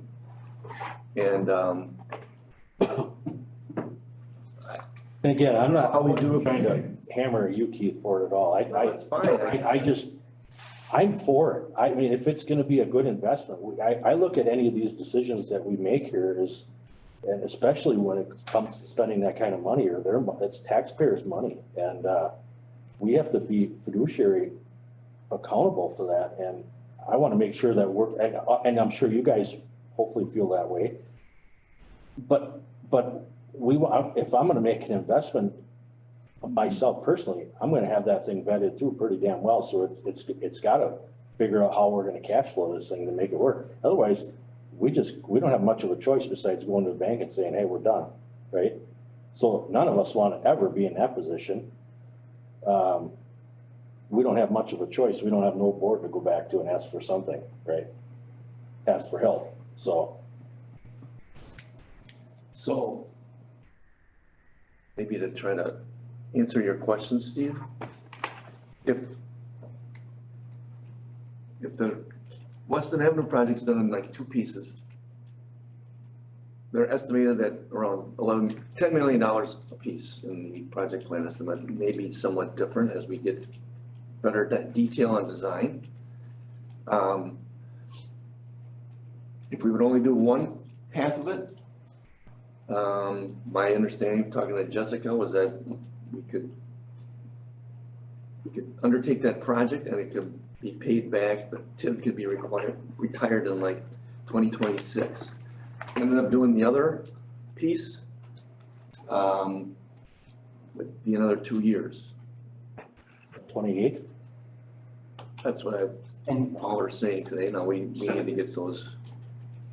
I guess my concern with that is, so you brought up the right of way issue with which end we wanted to rebuild first. And I'm in complete agreement that something has to be done with that road because it's a mess. But I do think it's a little concerning to me that we're doing the east end first and not the west end, because I think the west end's in way worse shape. And I'm gonna insist out of my pea brain here when I say this is, I'm assuming because of all the bureaucracy and crap that's gotta take to get it done. That's the easiest path to get done first if we're gonna do two projects. The other one's gonna take probably as long as to get the whole first side done, is to get all the properties and everything lined up in order to be able to even do the second portion. And you're on a time constraint that needs to be, a certain amount of dollar amounts need to be spent, isn't it? Isn't this on a time crunch? It's an expenditure period that expires in 2026. But if you have a commitment on a project, you can actually extend that somewhat. Okay. Past 2031. But I would agree that I would prefer that we start going the other way from Ryan, to Camp Phillips. Just because of the amount of property that can be improved upon is substantially more than going the other way with the wetlands. It just. I agree when you look at it that way. I 100% agree, but I think what Keith is saying, that both those projects have to be done, and if there's a time constraint without understanding that one could be the easiest to get permitting and everything done through, because they're not gonna be widening everything out. And I don't know, is there really that incredibly much cost in the doing, because you're really not gonna be doing a whole lot with sewer and water out there, are you? From Ryan to Jay? Well, there's some looping. pieces that are already done, as you know. Yeah. So yeah, it'd be less involved that way. Yeah, so that cost shouldn't be near what, although you're gonna have some more breaker rock or stuff like that you pretty much got a road bed there already. You can't really widen it into the wetlands probably, but the utility costs are gonna be much more significant from Ryan back to Camp Phillips. Well, although, the pieces in there are already between like. On Kennel. X as well, because the interceptor sewer that went in. Yeah. And I'm not trying ultimately, to discount anybody's work either. I know there's a lot of people who have put a lot of time. I mean, other committees, I'm sure Jen, Emily, you guys have put time into this. I don't want to discount that by bringing this topic up. No, we need to answer your questions. We don't live in a vacuum either, so I guess decision to move forward this project though is gonna be with the village board. We'll do what the village board wants us to do or directs us to do. Any more discussion? This is on TID 1, correct? So, TID 2, are we Is there- gonna get to TID 2 or not? we Or you should, have something else we to should add? talk about TID 2 a little bit. Do you have something else to add about TID 1? Yeah, did you sound like You you want had- some other, you have some other questions, other information you want us to get to Dean? Anybody else have any questions? Set my piece of what I would suggest you make sure you pick up the documents that Mr. Donner has provided. They don't look too good. There's Vanna over there. There's probably more that could be provided, that's for sure. I mean, there's more. The only thing I'm gonna add, I think and it's to allude to kind of what Gail, you and Gary kind of talked about as well, is sometimes it's hard for us to sit here on the planning commission and make decisions on planning when we don't know quite what things are gonna cost, because I feel like as a village, you can't plan without having an idea of what things are gonna cost. And I know it's kind of two separate committees. You got the finance committee and you got the plan commission. You have to run them through both avenues, but I feel like sometimes when the documents get brought into us, sometimes all the pieces aren't there for us to make. Is that a fair? And some of them are so premature, it's a premature plan, that's what's called planning, It's right? hard for people to be futuristic and think that way. So the comprehensive plan is a 20 to 30 year document. It's real hard for people to think that way. Cause you're thinking way out. So you have to kind of think about, It's a generational document. right, what do you want the village to be for your kids? That's what you guys are tasked with. The board is tasked with kind of what's going on right now and kind of continuing what that ultimate vision is. You guys are setting the vision with the plan commission on what the village is going to look like. So it's hard for people to futuristically, especially if people are more, you want concrete numbers, things like that. You're looking at plans. It's almost like dreams. Not everybody can, look that way. So Pay $30,000 for a car. you're doing kind of both. Your function is site plans, that's immediate now. A lot of people don't like to get into the comprehensive plan in the future. It's hard for them to think what it's gonna look like. And that's why we look at it that's why we're gonna look at it again, because things change. But your goal is to think out 20 to 30 years. And then we look at it again. You kind of look at it every 5, you kind of reassess, things happen, and then they require an update every 10. Because you don't know, but you at least have a vision of what you want to be. So, and I guess, And things like TIF and the zoning code, those are the implementation tools for the plan. so the Weston Camp Phillips Center goes away because obviously we knew there was a lot of wetlands in there and that was not a battle that didn't go very well with DNR. So now we have to identify what's the next corridor to continue to try to do development on, right? And there may Easy. still be something. Yeah, understood. I But it's not gonna be called by near. somebody this week, what is your, there will be something there, it just won't be It's grand. as grand. Understood. Different. Yeah. We were trying to be proactive and master plan that, and the DNR could not grasp that. We were trying to do it right instead of kind of, everything else is usually kind of piecemealed. They have done projects. I think that was the largest ever project that the DNR was. Well, they would have probably, if we said, well, we want a road, they would have just looked at the road. There's, In the DNR office that was sent this plan, Brian Lander, correct? right, had never really Haven't experienced. did any experience in some of that. this kind of stuff. So not to say they didn't do a good job, it's just that they were on a smaller scale.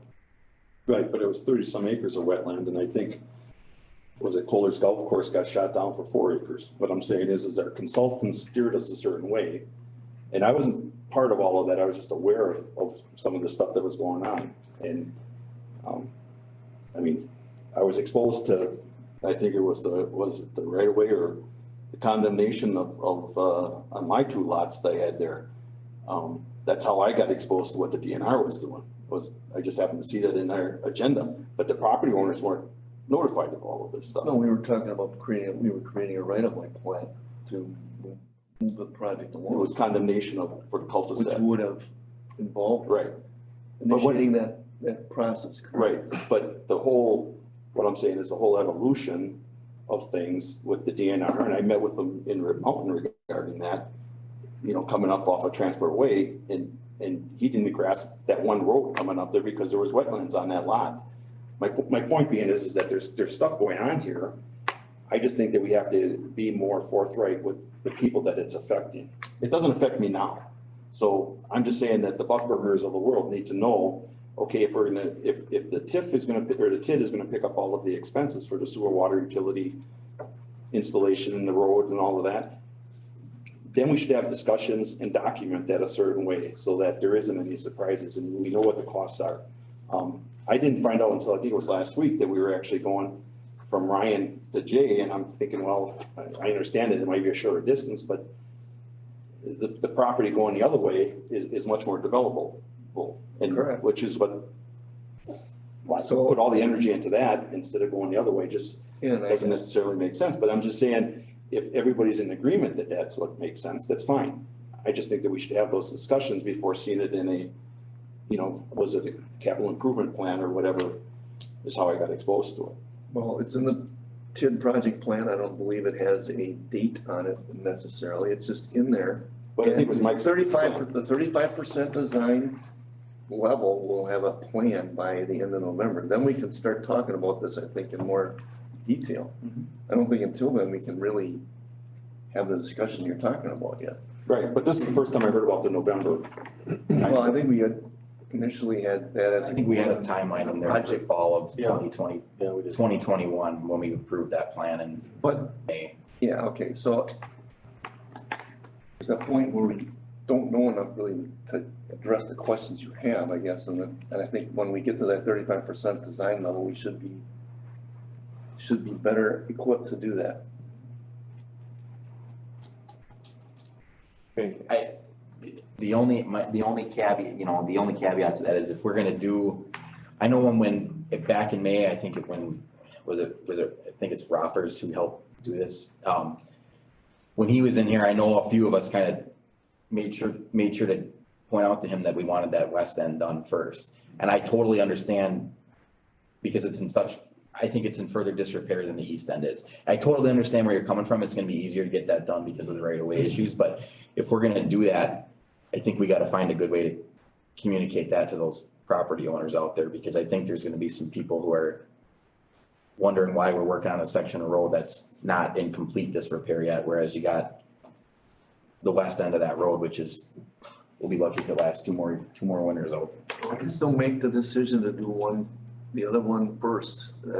I don't think, nobody's locked into that. It was just a thought process that the consultant made, or his perspective that he offered after looking at what some of the impacts might be.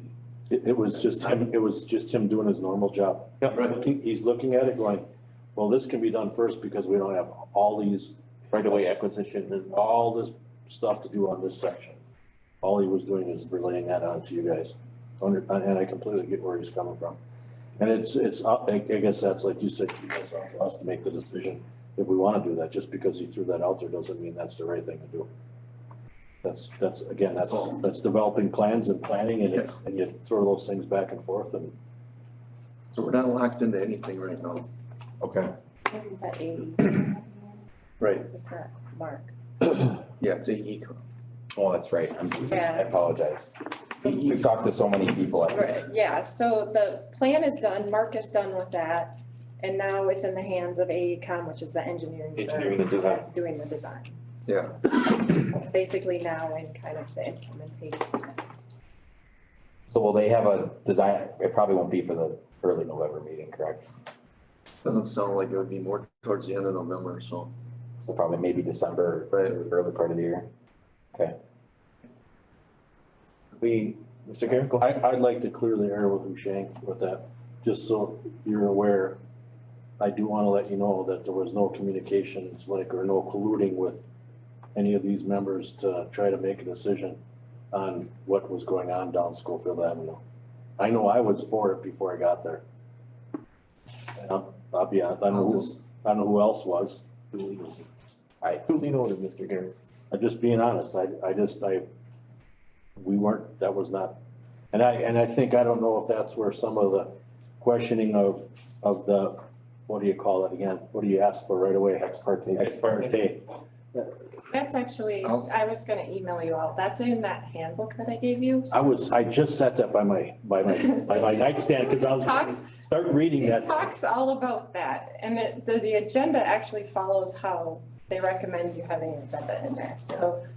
Some communities even go further to separate the public hearings totally, so that people don't get confused at, you know, how the meeting runs, so. But that's, all the ex parte stuff is in there, and it's just a reminder so that you remember to bring it up, so. So I think the whole intention is that in a quasi judicial proceeding, that whatever is discussed is done in the public, in the open, in the public forum, correct? Yes, you're a judge, so you're a judge every So- time there's a public hearing, so you have to just remember that. Everything else on the agenda, you can talk to people, we encourage it. But anytime that you are in hearing mode, you're the judge. I'm The smiling. judge doesn't go and I'm talk smiling to because I just. the victims. I just got so nervous when Keith called today. I said, can I be talking to you? I just. And staff is your resource. Staff ought to be the judge on the thing. Staff can do that. And some of it, just so you know, We can be talking about this, Keith. we would never know what's gonna come in the door. You're never gonna know who's gonna come in and give you Okay. something else that maybe some of us have never heard. Yeah. You know, that they didn't give staff. I mean, you have to think of it like that. It's almost like a trial. So you're the judge in those situations. So on public hearings, you just kind of do your own research, but let it happen in the meeting. It's meant- I guess- It's meant to keep people out of, That's the one. out of trouble, I guess. I got one more thing to comment on. Just one? Just real quick. I wanna say, if anybody thought there was any kind of collusion going on with that is to try to deny that, I would have to look over right next to myself and say, Joe Jordan, why did you vote against it? You're buying property in there. You could have benefited from that. Right.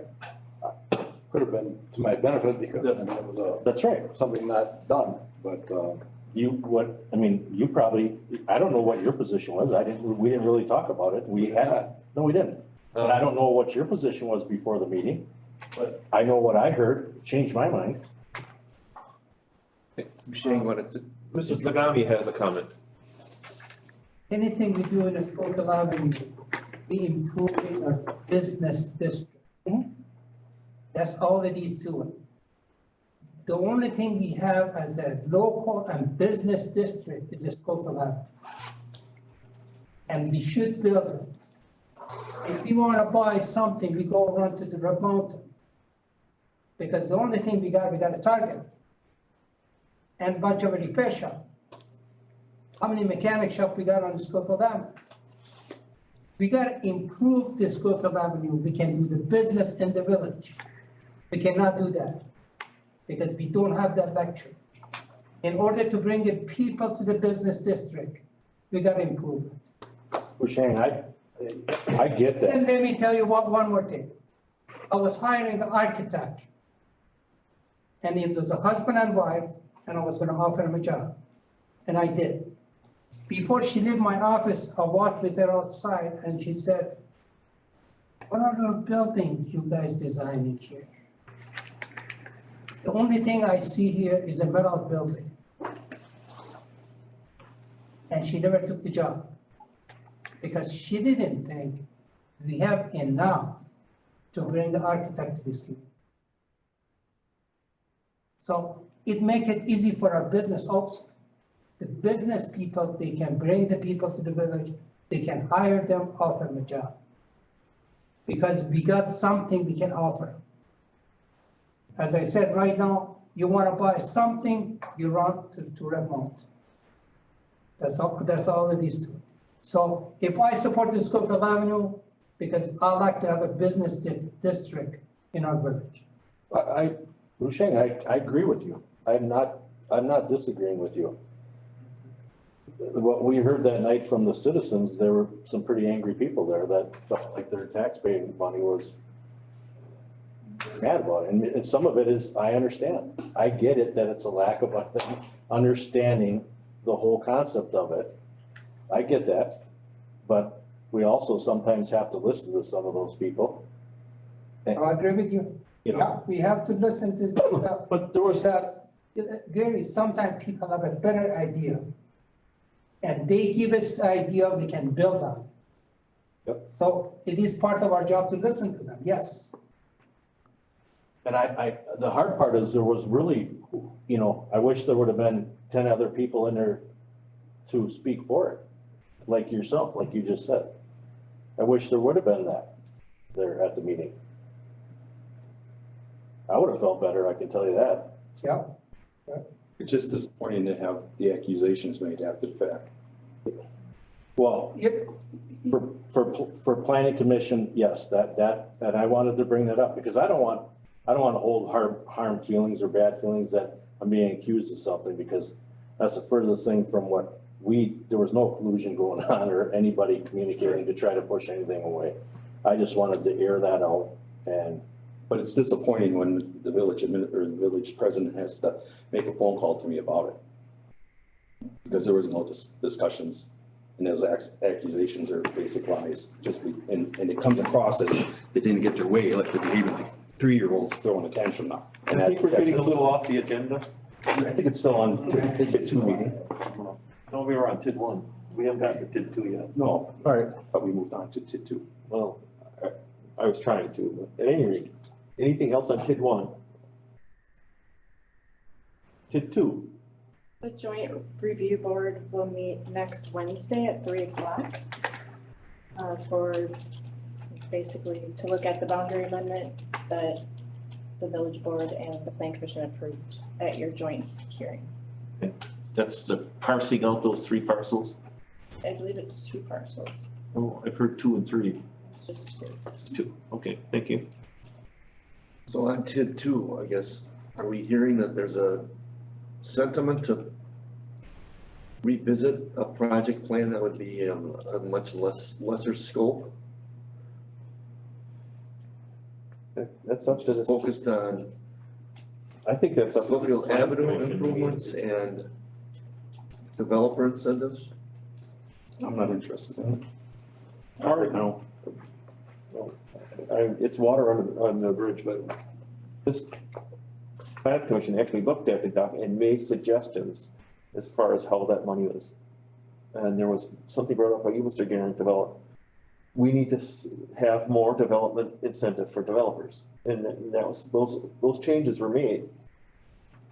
And if we need to take another look at it, we can. There's no, as far as amending the TID plan, there's no, we just can't add more property. Correct, we could do another project plan, but if we were gonna decide to do that, we need to, there needs to be a It'd have to be another. decision done by April 15th of this coming year.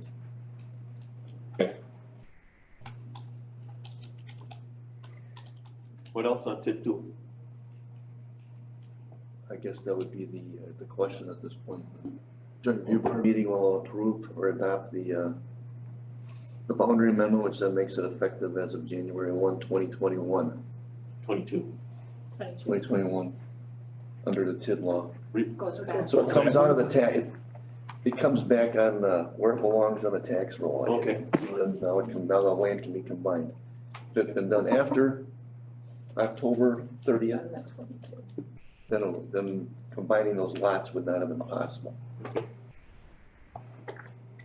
Does the plan commission have any input as far as take a look at the plan again, or do you think it's a dead issue? No, for me, it was looking at it again with the idea that it would be focused on business development. I would be open to that. The fact that there were quite a few initiatives in there that really didn't address business development so much as it did infrastructure development with the addition of water tower or the water improvement. Treatment plants for the wells. Right, yeah. So what Husheng speaks to is correct. If it's gonna be a business development area, then what we do there should be focused on developing more business. And as long as we have X number of dollars to spend, and I understand Keith putting in there, you know, these are things that are possible, but to communicate that to other people, it doesn't look like that's what you're doing. It looks like that's a place to come up with money to cover things that you don't have in the normal budget, you know, so like I say, the water treatment plant, to me, improvement is something that, yes, it helps that business district for sure, but the reality is that's a village-wide thing. You know, as far as the infrastructure there went. So I would be open to looking at that again, as long as it was focused mostly on business development. Any feedback from any other commission members? I believe the previous plan also had mixed use, which I believe, Jennifer, you explained is like retail on the first level and apartments above, or? Yes. And I have no appetite for building apartments with taxpayer money or giving incentives for apartment buildings. Well, and the state may be changing that. And I can forward some things to you, but there is a lot of movement for workforce development and affordable housing. And there is probably, I think there are 7 different bills that are going through that are basically either throwing money at that type of development or requiring the village to do things a little bit differently and allow it. I can share that, but one of the bills enables a local housing investment funds modeled after TIF. That's something that's going, you know, basically the stuff's being fast tracked right now by the state, just because there is such a housing issue. It sounds like a housing tip. Yeah, For lack of a better term. and this, I just got this today, but there's, the state is very concerned with housing right now, and so you're gonna hear a lot about that. And they're even recommending that some of our ARPA funds, basically get, What funds? they're the ones American from Recovery. the American Recovery. Oh, some of that gets put towards it. So right now, one of them, the bills is it requiring $1 million or 10% of the ARPA funds that we receive to be spent on workforce housing initiatives such as infrastructure loans or subsidies. So this is stuff that's percolating through the state legislature right now, and they're not really sure exactly if it'll get signed or not, but the league is taking some stances on certain things too, but. Could you send that to all of us? That'd be helpful. I guess go ahead. I would just add one comment on to, I agree with the sentiments of Joe, in regards to looking at it again in terms of business. But one of the things I found frustrating so far is everything's a secret. And I respect that. And what I'm referring to is who the potential development might be. And it's a little bit, it's almost like a two-edged sword, right? The entire time that the focus was on doing the Weston Center, at no point in time was it ever disclosed who might be the possible anchor tenants. And that's what, I mean, it's hard, that's basically I was involved in all those meetings, I didn't know, I had an inkling because of different things, As a developer. but they wouldn't tell us either as staff, there's lots of confidentiality. They wouldn't even allow the DNR to know. That's one of the things that the DNR held. Didn't like that. They wanted to know specifically what. I know. I mean, we had ideas, but they weren't gonna come out and tell us that. Yeah, I'm not saying that anyone's at fault. I'm just saying it's very frustrating to try and to plan for something when you don't know what you're planning for. In essence, let's make a plan to help promote business and growth. That's great. What kind of growth? With who? Well, and you kind of have to look at it as more of a broader land use sense of what do you want? That's what the future land use is for. So what types of businesses do you want there? But Now, that brings up, and I don't stretch this on any longer, everybody wants to go, but who makes those decisions, Jen? For the future land use? Yeah. You guys, that's what's supposed to be in. So then, when we hear somebody say, I brought a plan to the village, but Jen or Emily said they don't want that in that area. Well, it's based off of the zoning Okay, so if zoning is. and the future land use, so depending on what it is. Okay, so if it meets zoning and they can do it, well, that's real, but they're told that we really don't want that, we have enough of I've that. never told anybody that. If it falls under zoning, that it would be if it requires a rezone and the future land use map doesn't account for that. That's when we tell them that. Okay. And there's always ways to amend it in certain situations. Sometimes you can't because it gets into the whole spot zoning thing. So if somebody wanted to plop something down, say you decided you wanted to put an industrial meat packing plant next to Wiggly Field on that. That's fine. It's not gonna. I know, but there's certain things that you can't just plop down.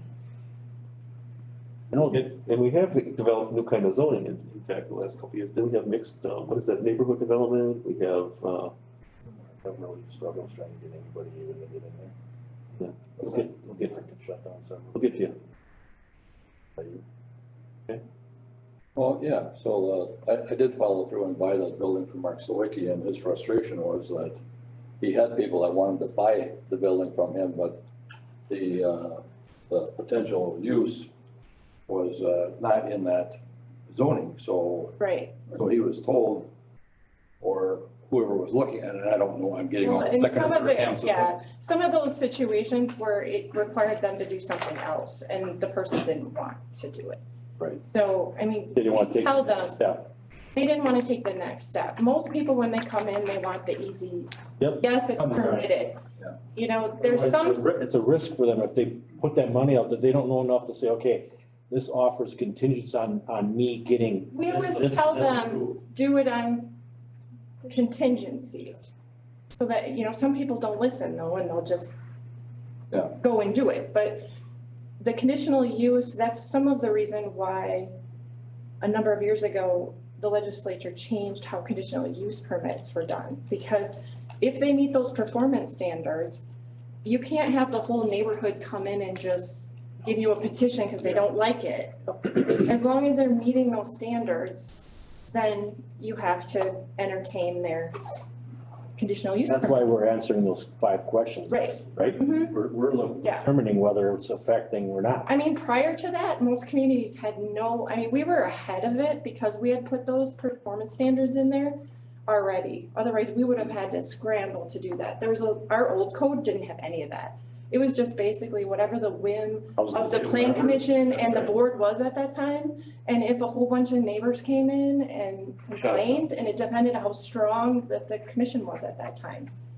That's really what it was, and they put Different those than what in. happened at next door.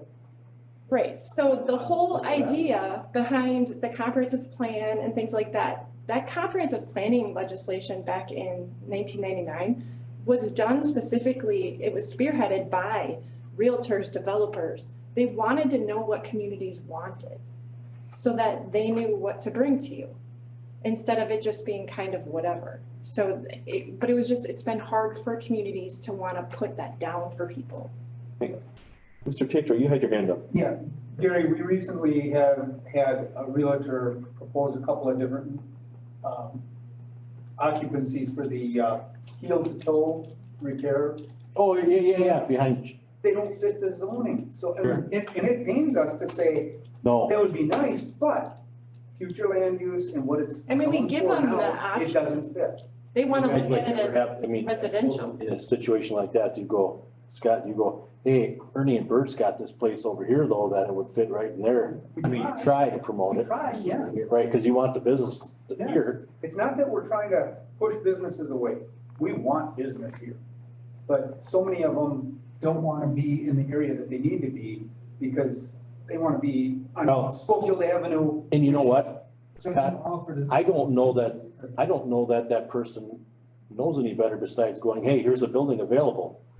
They're looking at it thinking, well, I can run this, it fits my, it suits me. And realtors are great at that. We've got this building here, we've got that building, but And then they that's, call us and find. Well, and the normal that's a whole person different kind of doesn't zone. know any better. So there's something called form-based zoning, which is not around here, but there are communities that are doing it. But they also have higher aesthetics on the building. So we don't, in those situations for form-based, they don't care what's in the building. It's basically what does it do to the outside? So they don't have like uses per se. They have, it's a form-based code, which is more buildings, what those buildings look like. So you could have, it's not impacting your neighbors essentially. That's something that just has not been around here. So there is other ways to do land use and zoning and things like that. But we've done Euclidean zoning forever and that's what you've got. And it's not perfect. Mr. Crone, you had something?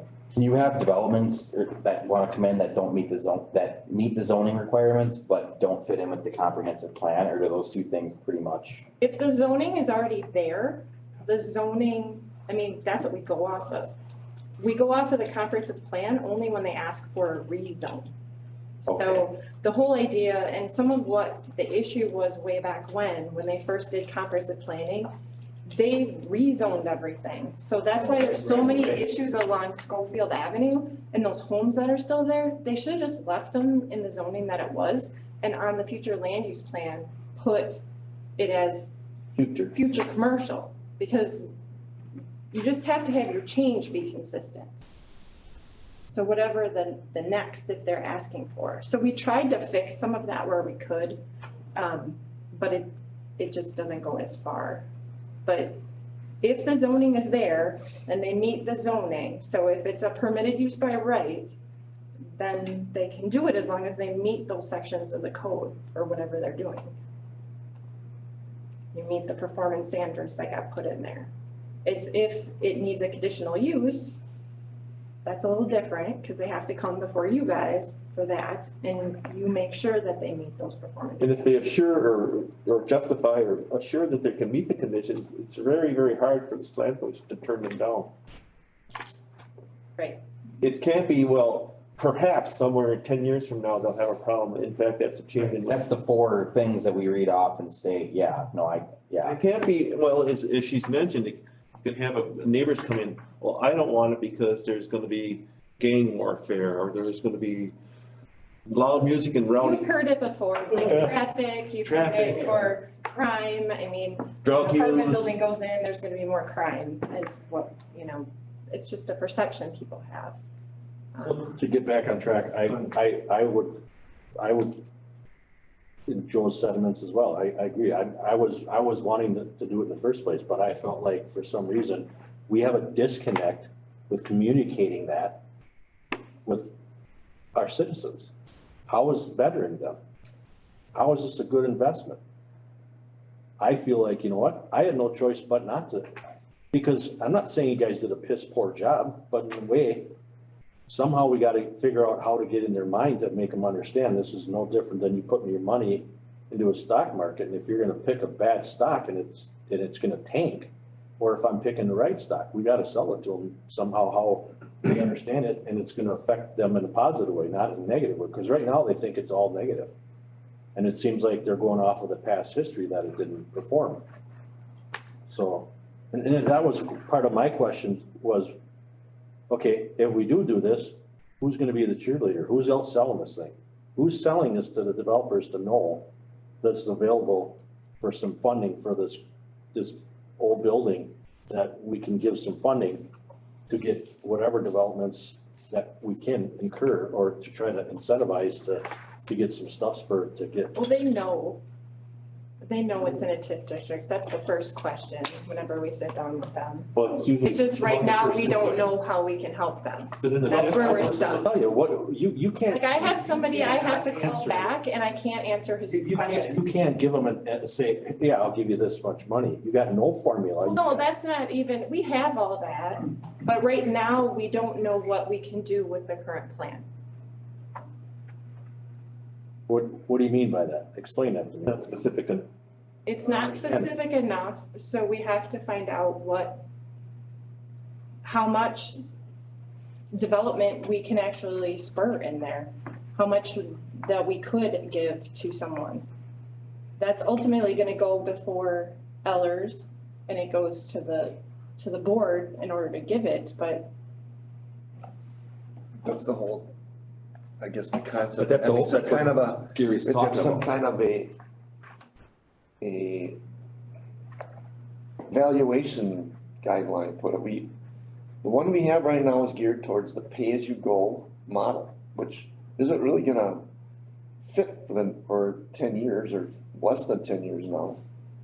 There probably has to be some kind of milestones expected to be reached by a developer to create increment. I mean, some of it the board could use to purchase property, but, I mean, we wouldn't go out there telling people we were purchasing property. No. I mean, because Same with- you that's have to what developers negotiate, don't the want. price would Everybody be knows. higher. So there are some parcels that, I mean, when they go up for sale, that might be something, but that's a direction that the board has to take and give staff to pursue. I mean, we can get appraisals done on pieces of property. You know, that's how TIF two should be used, is for redevelopment and creating bigger sites, getting rid of some of the buildings that just have met their use there. I agree, but again, the first presentation, from what I saw out of it, there was like $200,000 was designated towards developer incentives. I'm like, what in the heck are you gonna do with that? That's like a piss in the wind. Well, I'm just being honest. I mean, There's more than that in there, but it wasn't as much as what went in the next.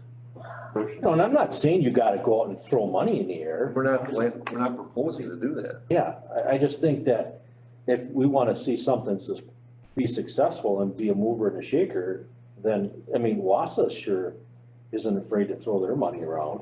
I'm not saying that that's a good thing either, but if we wanted to do that, you know, the person could get pretty aggressive and still make some pretty good cash flow. But somebody's gotta be willing to also work with the people and be open for business and, you know, welcome the people that, hey, we're gonna give you this, we're gonna do this, and try to run some quick timelines and. Right now, according to the evaluation by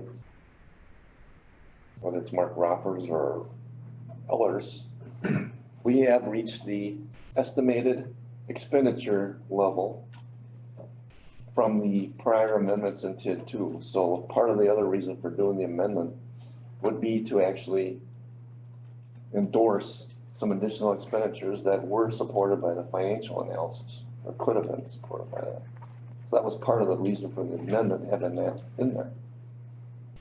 Or was the reason for having it in there. But even so, you look at each development, or each project individually as it comes up to make sure that it still would make sure there still would be enough cash flow, enough collections of tax revenue to pay it back before it closes. And I think some of the fear, I think that some people have is, let's just take like Birchland Highlands, right? That's a big nut for I think for the village right now, that's been a long haul, right? I mean, you guys don't get any reimbursement for any of the things that you have to do up there, do you? Like snow removals, or is any of that? When you're talking about the operational costs, Yes. well, technically, no, I guess there's, I guess is what we got for transportation aids for the Yes. construction on the streets and so forth. Yeah, But yeah. So some of those, I think, are concerns to some of the people or our community. Somehow we gotta get that passed or figure out, okay, yeah, that Lost our video. does affect, or, We just got disconnected from Zoom. Hold on, we did. it does affect, but how much does that affect, and is it hurting them in their back pocket? That's some of the things I think that, It is recording. you know, we should try to address if we can. so is that gonna, I think it's, okay, in the short term, if short term it may, but in the long run, it's gonna, by the time it hits I tax, think that's the trade-off, yes, you're not collecting that. Yeah. Fund. right up front, it puts more burden on. Now. Yep. And I know that some of these newer, some of It's the assisted recording. living and Is it? Yep, it's recording. elder housing, if you wanna call it that, has actually added some burden onto emergency response. Mostly EMS services. EMS, so EMS, yes. anyway, I guess in the sake, just to try to keep things moving, I think Joel's comments were pretty much on point. The problem I had, and I know I wasn't there that night to vote, but the problem I had with it was there was a lot of projects in there that weren't necessarily inside the TID that didn't, I mean, I understand that you can do stuff up to a half mile or whatever it is outside the TID, but I think if you're gonna spend TID money, it's gotta be on projects that are focused within the TID. I mean, we've only got 10 years, so, Lauren, I understand what you're saying, that if it's not in the plan, it's not something we can do. But realistically, not all those projects are gonna happen. Well, that's why you need to have input into, let's eliminate this, let's do this, and keep it in the plan. You mentioned about 200, the plan was changed to include $750,000 for development incentives. I think that's great, but I think part of where you come up with that, Keith, and we may understand it now after you guys educated us on those projects that were in there. And you did say it in the meeting over there that, yep, if we don't put these in here, we can never get a chance to utilize that money. But do you think that those citizens in there actually believe anything we say right now? Well, that's the other thing, if you put another plan together and bring it in and have a public hearing, how do you package that up and bundle it to present it to folks? 'Cause Well, to be honest with you, I think there's gonna be so much resistance, they don't care what this plan says, I don't want it, period, end of story. They're mad. Yeah. There's a lot of mad people. That's like pounding your head against the brick wall, why do it? Because you know what the outcome is gonna be anyway. I know that's not very nice to say that, but Well, I understand you're It's being even at the honest. point we're at, unfortunately. it's what the public is perceives. Whether it's right or wrong, but that's just the way they perceive it. Got an insight to bring that. What else? Letter D, chapter 14, building. Are we done with TID 2?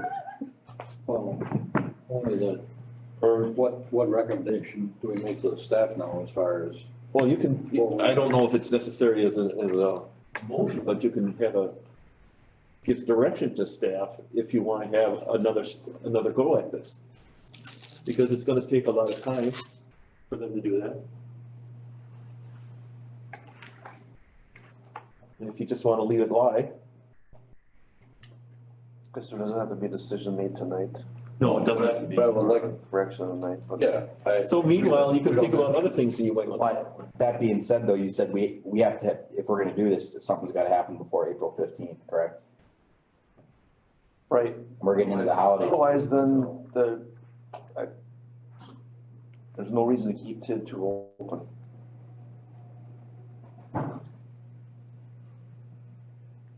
Valerie, So, what would you do? I wanna have dinner and go to bed. So I'm gonna drive home. Lower and lower and lower. You're a trooper, Valerie. Yep. Let's see how many people agree with that sentiment. That's a lot of them. A lot of us. It's 4, so. So if we don't do anything before April 15th, you're saying there's no reason for that? But that needs to be several months before that, right? Yeah, so we're I not think we actually, rushed. I think we'd have to actually file the paperwork to close it, because of the way the cash flow is going on. That's what we've been told anyway. Or advised, I should say. Okay. Moving on to D, chapter 14, building. Well, we never really gave any direction, did we? Well, I heard 2 comments about increasing developer incentive. Bumper, what is your opinion?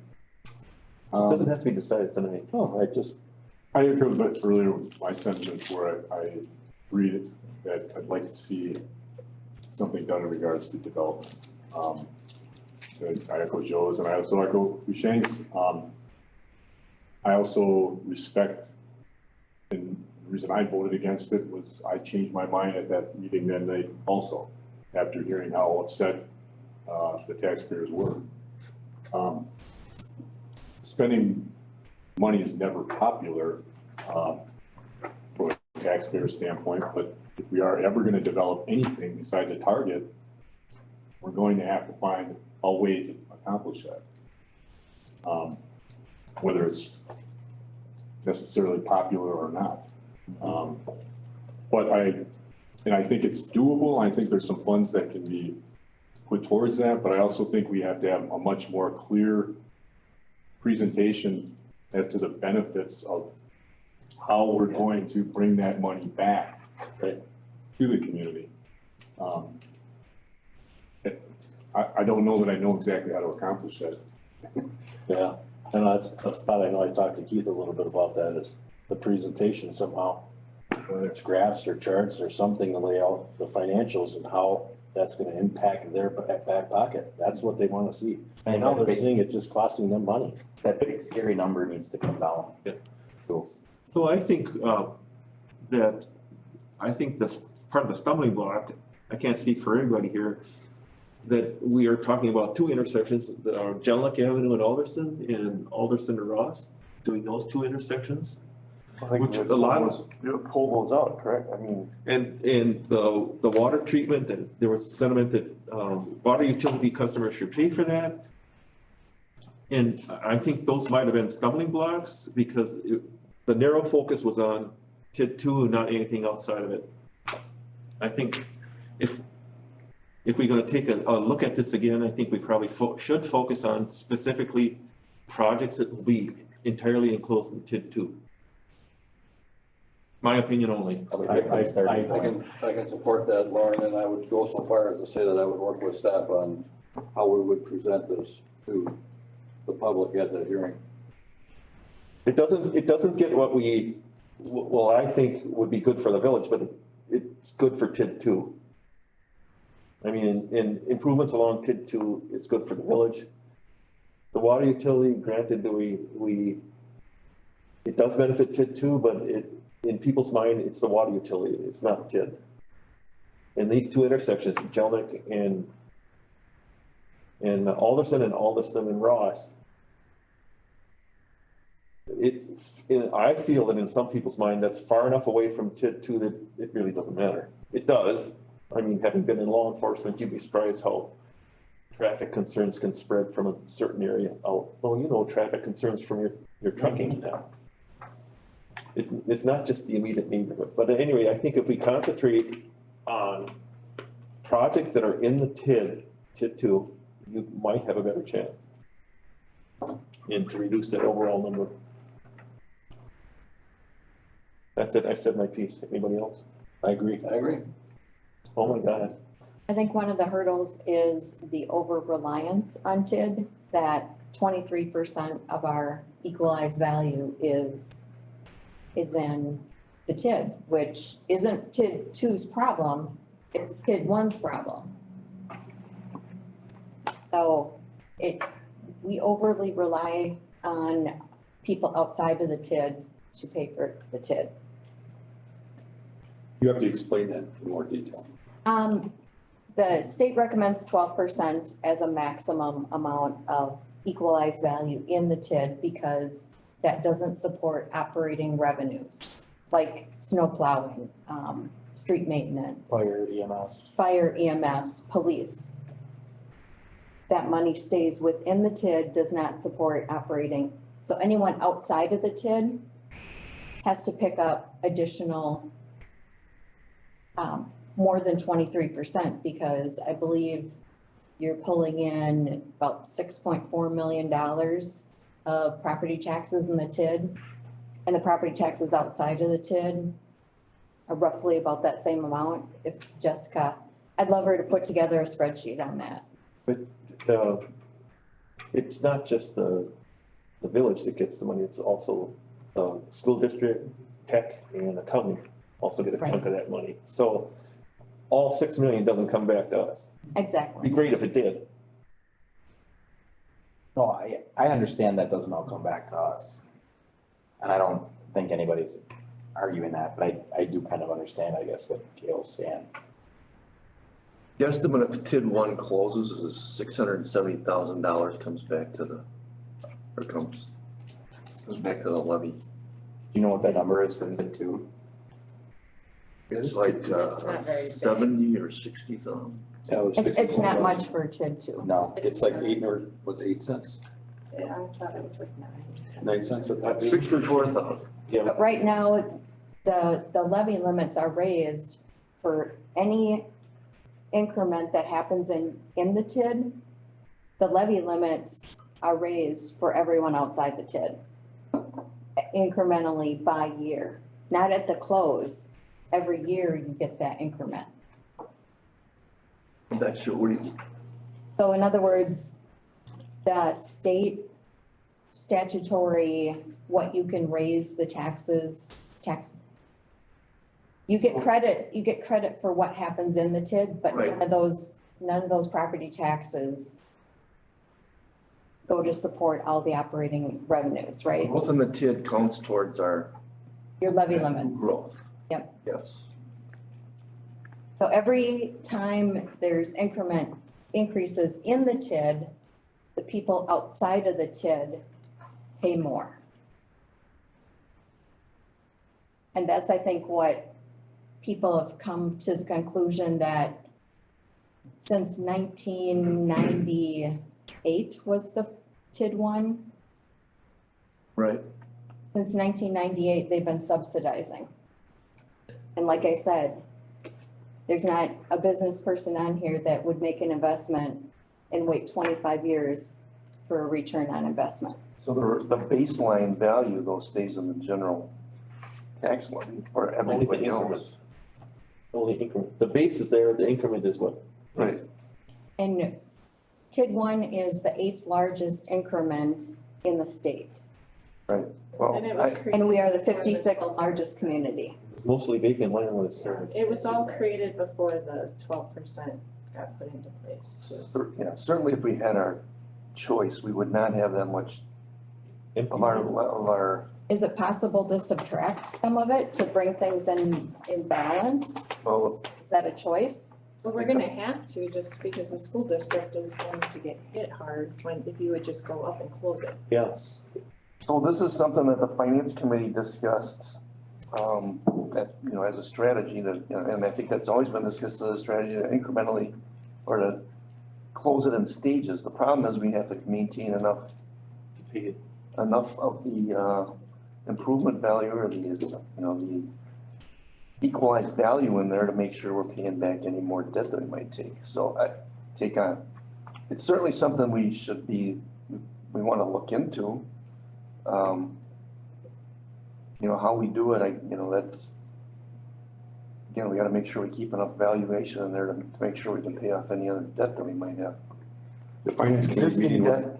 was not, she had a lot of data that she presented and it was pretty scary. The discussions that were had there at the meeting, it was, Doom and gloom. yeah, it was bad. Were you there? Sure, Yeah. I'm at all the Oh, meetings. that's right, it was at it was a joint with the trustees, so it wasn't pretty. You mentioned chapter 14 building. Let's see if we can get back to that. So the last four are just on there these are projects that will be coming forward. The park impact needs assessment, I just need to read through that again. It's been done for a few months. The TID 2 project plan took precedence over that. But essentially with that, when you get it, it's gonna show you, right now, our parkland dedication fee is on a single family home lot is $244. Back when we brought it to the plan commission, it got broken into a new project to look at parkland dedication and maintenance, so 2 different fees. So what this assessment does is it allows it's gonna show you the number that you could increase those fees to. So you can keep it at $244 because it definitely is going to support that, but it also allows you to raise it. So just keep that in mind when you get it. But that'll be coming back through because we do need to have something in place in order to continue to collect parkland dedication fees. That also not just attached to single families, it's also chats to. Yeah, it's for everything, but I'm just telling you with the single family. But it basically is for, apartments, multifamily. Any place where somebody sleeps overnight, essentially. Okay, The Metro-wide housing study, all the communities have approved being part of that. So that will get started, probably later this year and go into next year. And like I said, the state is coming forward with a lot of housing initiatives, it looks like. I will share that with you so you can look at it. Is that different than the one you just did? So and I was gonna ask we if did a that, localized one, and that'll feed into that. This is looking at the metro as a whole, and it's being led by the RPC, and the county has put money into it. How does Swiderski's, when they came in here, how did they have this study done so quickly and it? Well, they do market analysis, like whenever anybody is coming to look in, they call us, they'll call communities to find out what's going on in the community. This is just looking at different types of, nobody knows what, I mean, I could ask you what affordable housing is and everyone's gonna have a different opinion on what that is. Is there affordable housing anymore? I don't know, I don't think so. I mean, How do you make it affordable? yeah. Well, and the thing is when people hear affordable, they get scared too because they think it's like subsidized, slummy, that kind of thing, so. Affordable by the week. And then the last thing, the comprehensive plan update, so the housing study that we did, the corridor plans, we need to incorporate those and relook at we're gonna be relooking at the transportation section, the land use section, and then also the park and rec section, because we are due for the court plan, which is our comprehensive outdoor recreational plan. Sean has to have that to the DNR, so, so all these plans that you talk about are all required by the state, yes. gotta do them. And it's just making sure that we're continually looking at things because they're ever changing. So the court plan has basically a different review cycle than the comprehensive plan. We actually put it into the comprehensive plan just because there is a Parks and Rec element in the comprehensive plan. So we should be planning that all together. Are these plans what staff is doing, or is this something that we're going on hiring offers for, or? They'll be through, Mark will help us with them, facilitate. It'll be here with you guys. So we will have to go through these. Metro-wide is through the county. The county is the metro-wide one. I'm not sure exactly, staff will be going to those and bringing things back to you unless people wanna attend with me. What are the charges for these plans? I'm just curious on what he's charging for it. Is it something that we have to put out for bids, or do we need a different consultant, or should we consider a different consultant? I have an estimate for these. It's just, I mean, to be honest with you, it's cheaper because, you know, he knows the village right now too, so, to update them, it's just easier, I think, to utilize him. Well, then we should bring it in for a discussion as far as the fees and for comparison. I'm just saying that this is one of the things behind the scenes that's going on that the people talked about at our meetings that they don't like, and I'm Well, just. it's not, they're not, so when my plans come in, they're not millions of dollars either, so, I think one of them was, I think Jenna called me today about my budget, I think it comes grand totally between Sean's comprehensive outdoor rec plan and the comprehensive plan update, it was 20,000. Right, but I think cumulatively with Rolfers, there was somebody at one of the meetings that brought up whether it was over 25,000, if it should be put out. I mean, the payments, I think you even asked one time. Well, I asked for the contract, but I Right, I mean, there was questions at one of our meetings where they were questioning the ongoing fees that were being charged to TID 2 and TID 2, I think you TID 1. Documentation. Touche's got a question. Yes, Boucher? that 25,000 apply to the contractor, not to the professional services.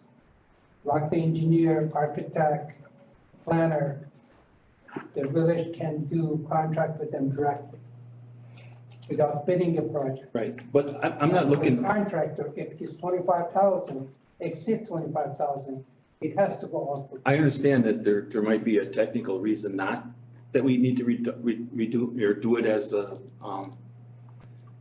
what I would say, legally required to do. I can understand that. I'm saying that if the people that are raising questions on our expenditures have this as a question, we shouldn't ignore it. We should help them understand it, and they should be aware of it. So when discussions were on how much was spent on the Cam Phillips thing that didn't happen, they raised issues as far as, well, how much did the consultants, pull off of that? And that's the kind of stuff that is behind the scenes. It's like, so like you're asking a due diligence, so if Jen could say, well, yeah, we had 3 bids and we hired them because they were the cheapest. Yeah, I'm just, justification. right, I'm just saying that that's one of the things that we should give I consideration mean, if you to. want me to get bids, I can do that. I also have a spreadsheet for every project that he's worked on. So, yeah, I don't know. There's nothing, this, we're just having discussions tonight, so. Proposals. Yeah. Not bids. So I see it as, you talk about doing, there's been talk about having staff, in-house staff do it, and to be honest with you, those are some, well, we've all read them. I would not want to do them. Because Mark, even though he may irritate some of us, he has the expertise and knowledge, and particularly the changes in the law as we go along with these plans, they're changed to accommodate. Staff, I think staff has the skills and ability, but they don't have the time. They would be doing this for months and months at an end without, and everything else will be on the back burner. Not everything, but stuff would come up, a couple things they could handle it, but then you'd be back down into doing the comprehensive plan. It's a lot of time. Motion to adjourn. Pardon? Make a motion. A little premature. You're Okay, I'm out sorry. of order.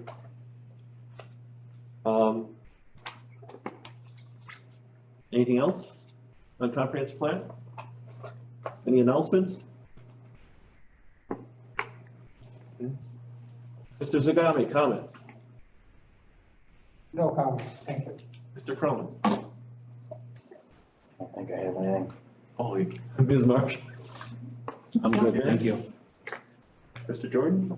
Thanks for your patience, everybody. Yep, thank you, everybody. It was a good meeting tonight. I have an extremely brief comment, and that's just that, is there ever a consideration of doing some of these higher level things at just a separate meeting?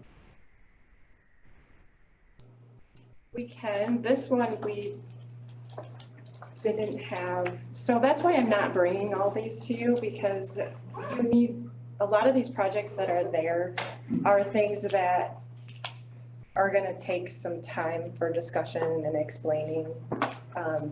So depending on what's on the agenda, that's why we haven't brought them, like next month, we'll probably introduce the park impact needs assessment again. Some of you were here, some of you weren't.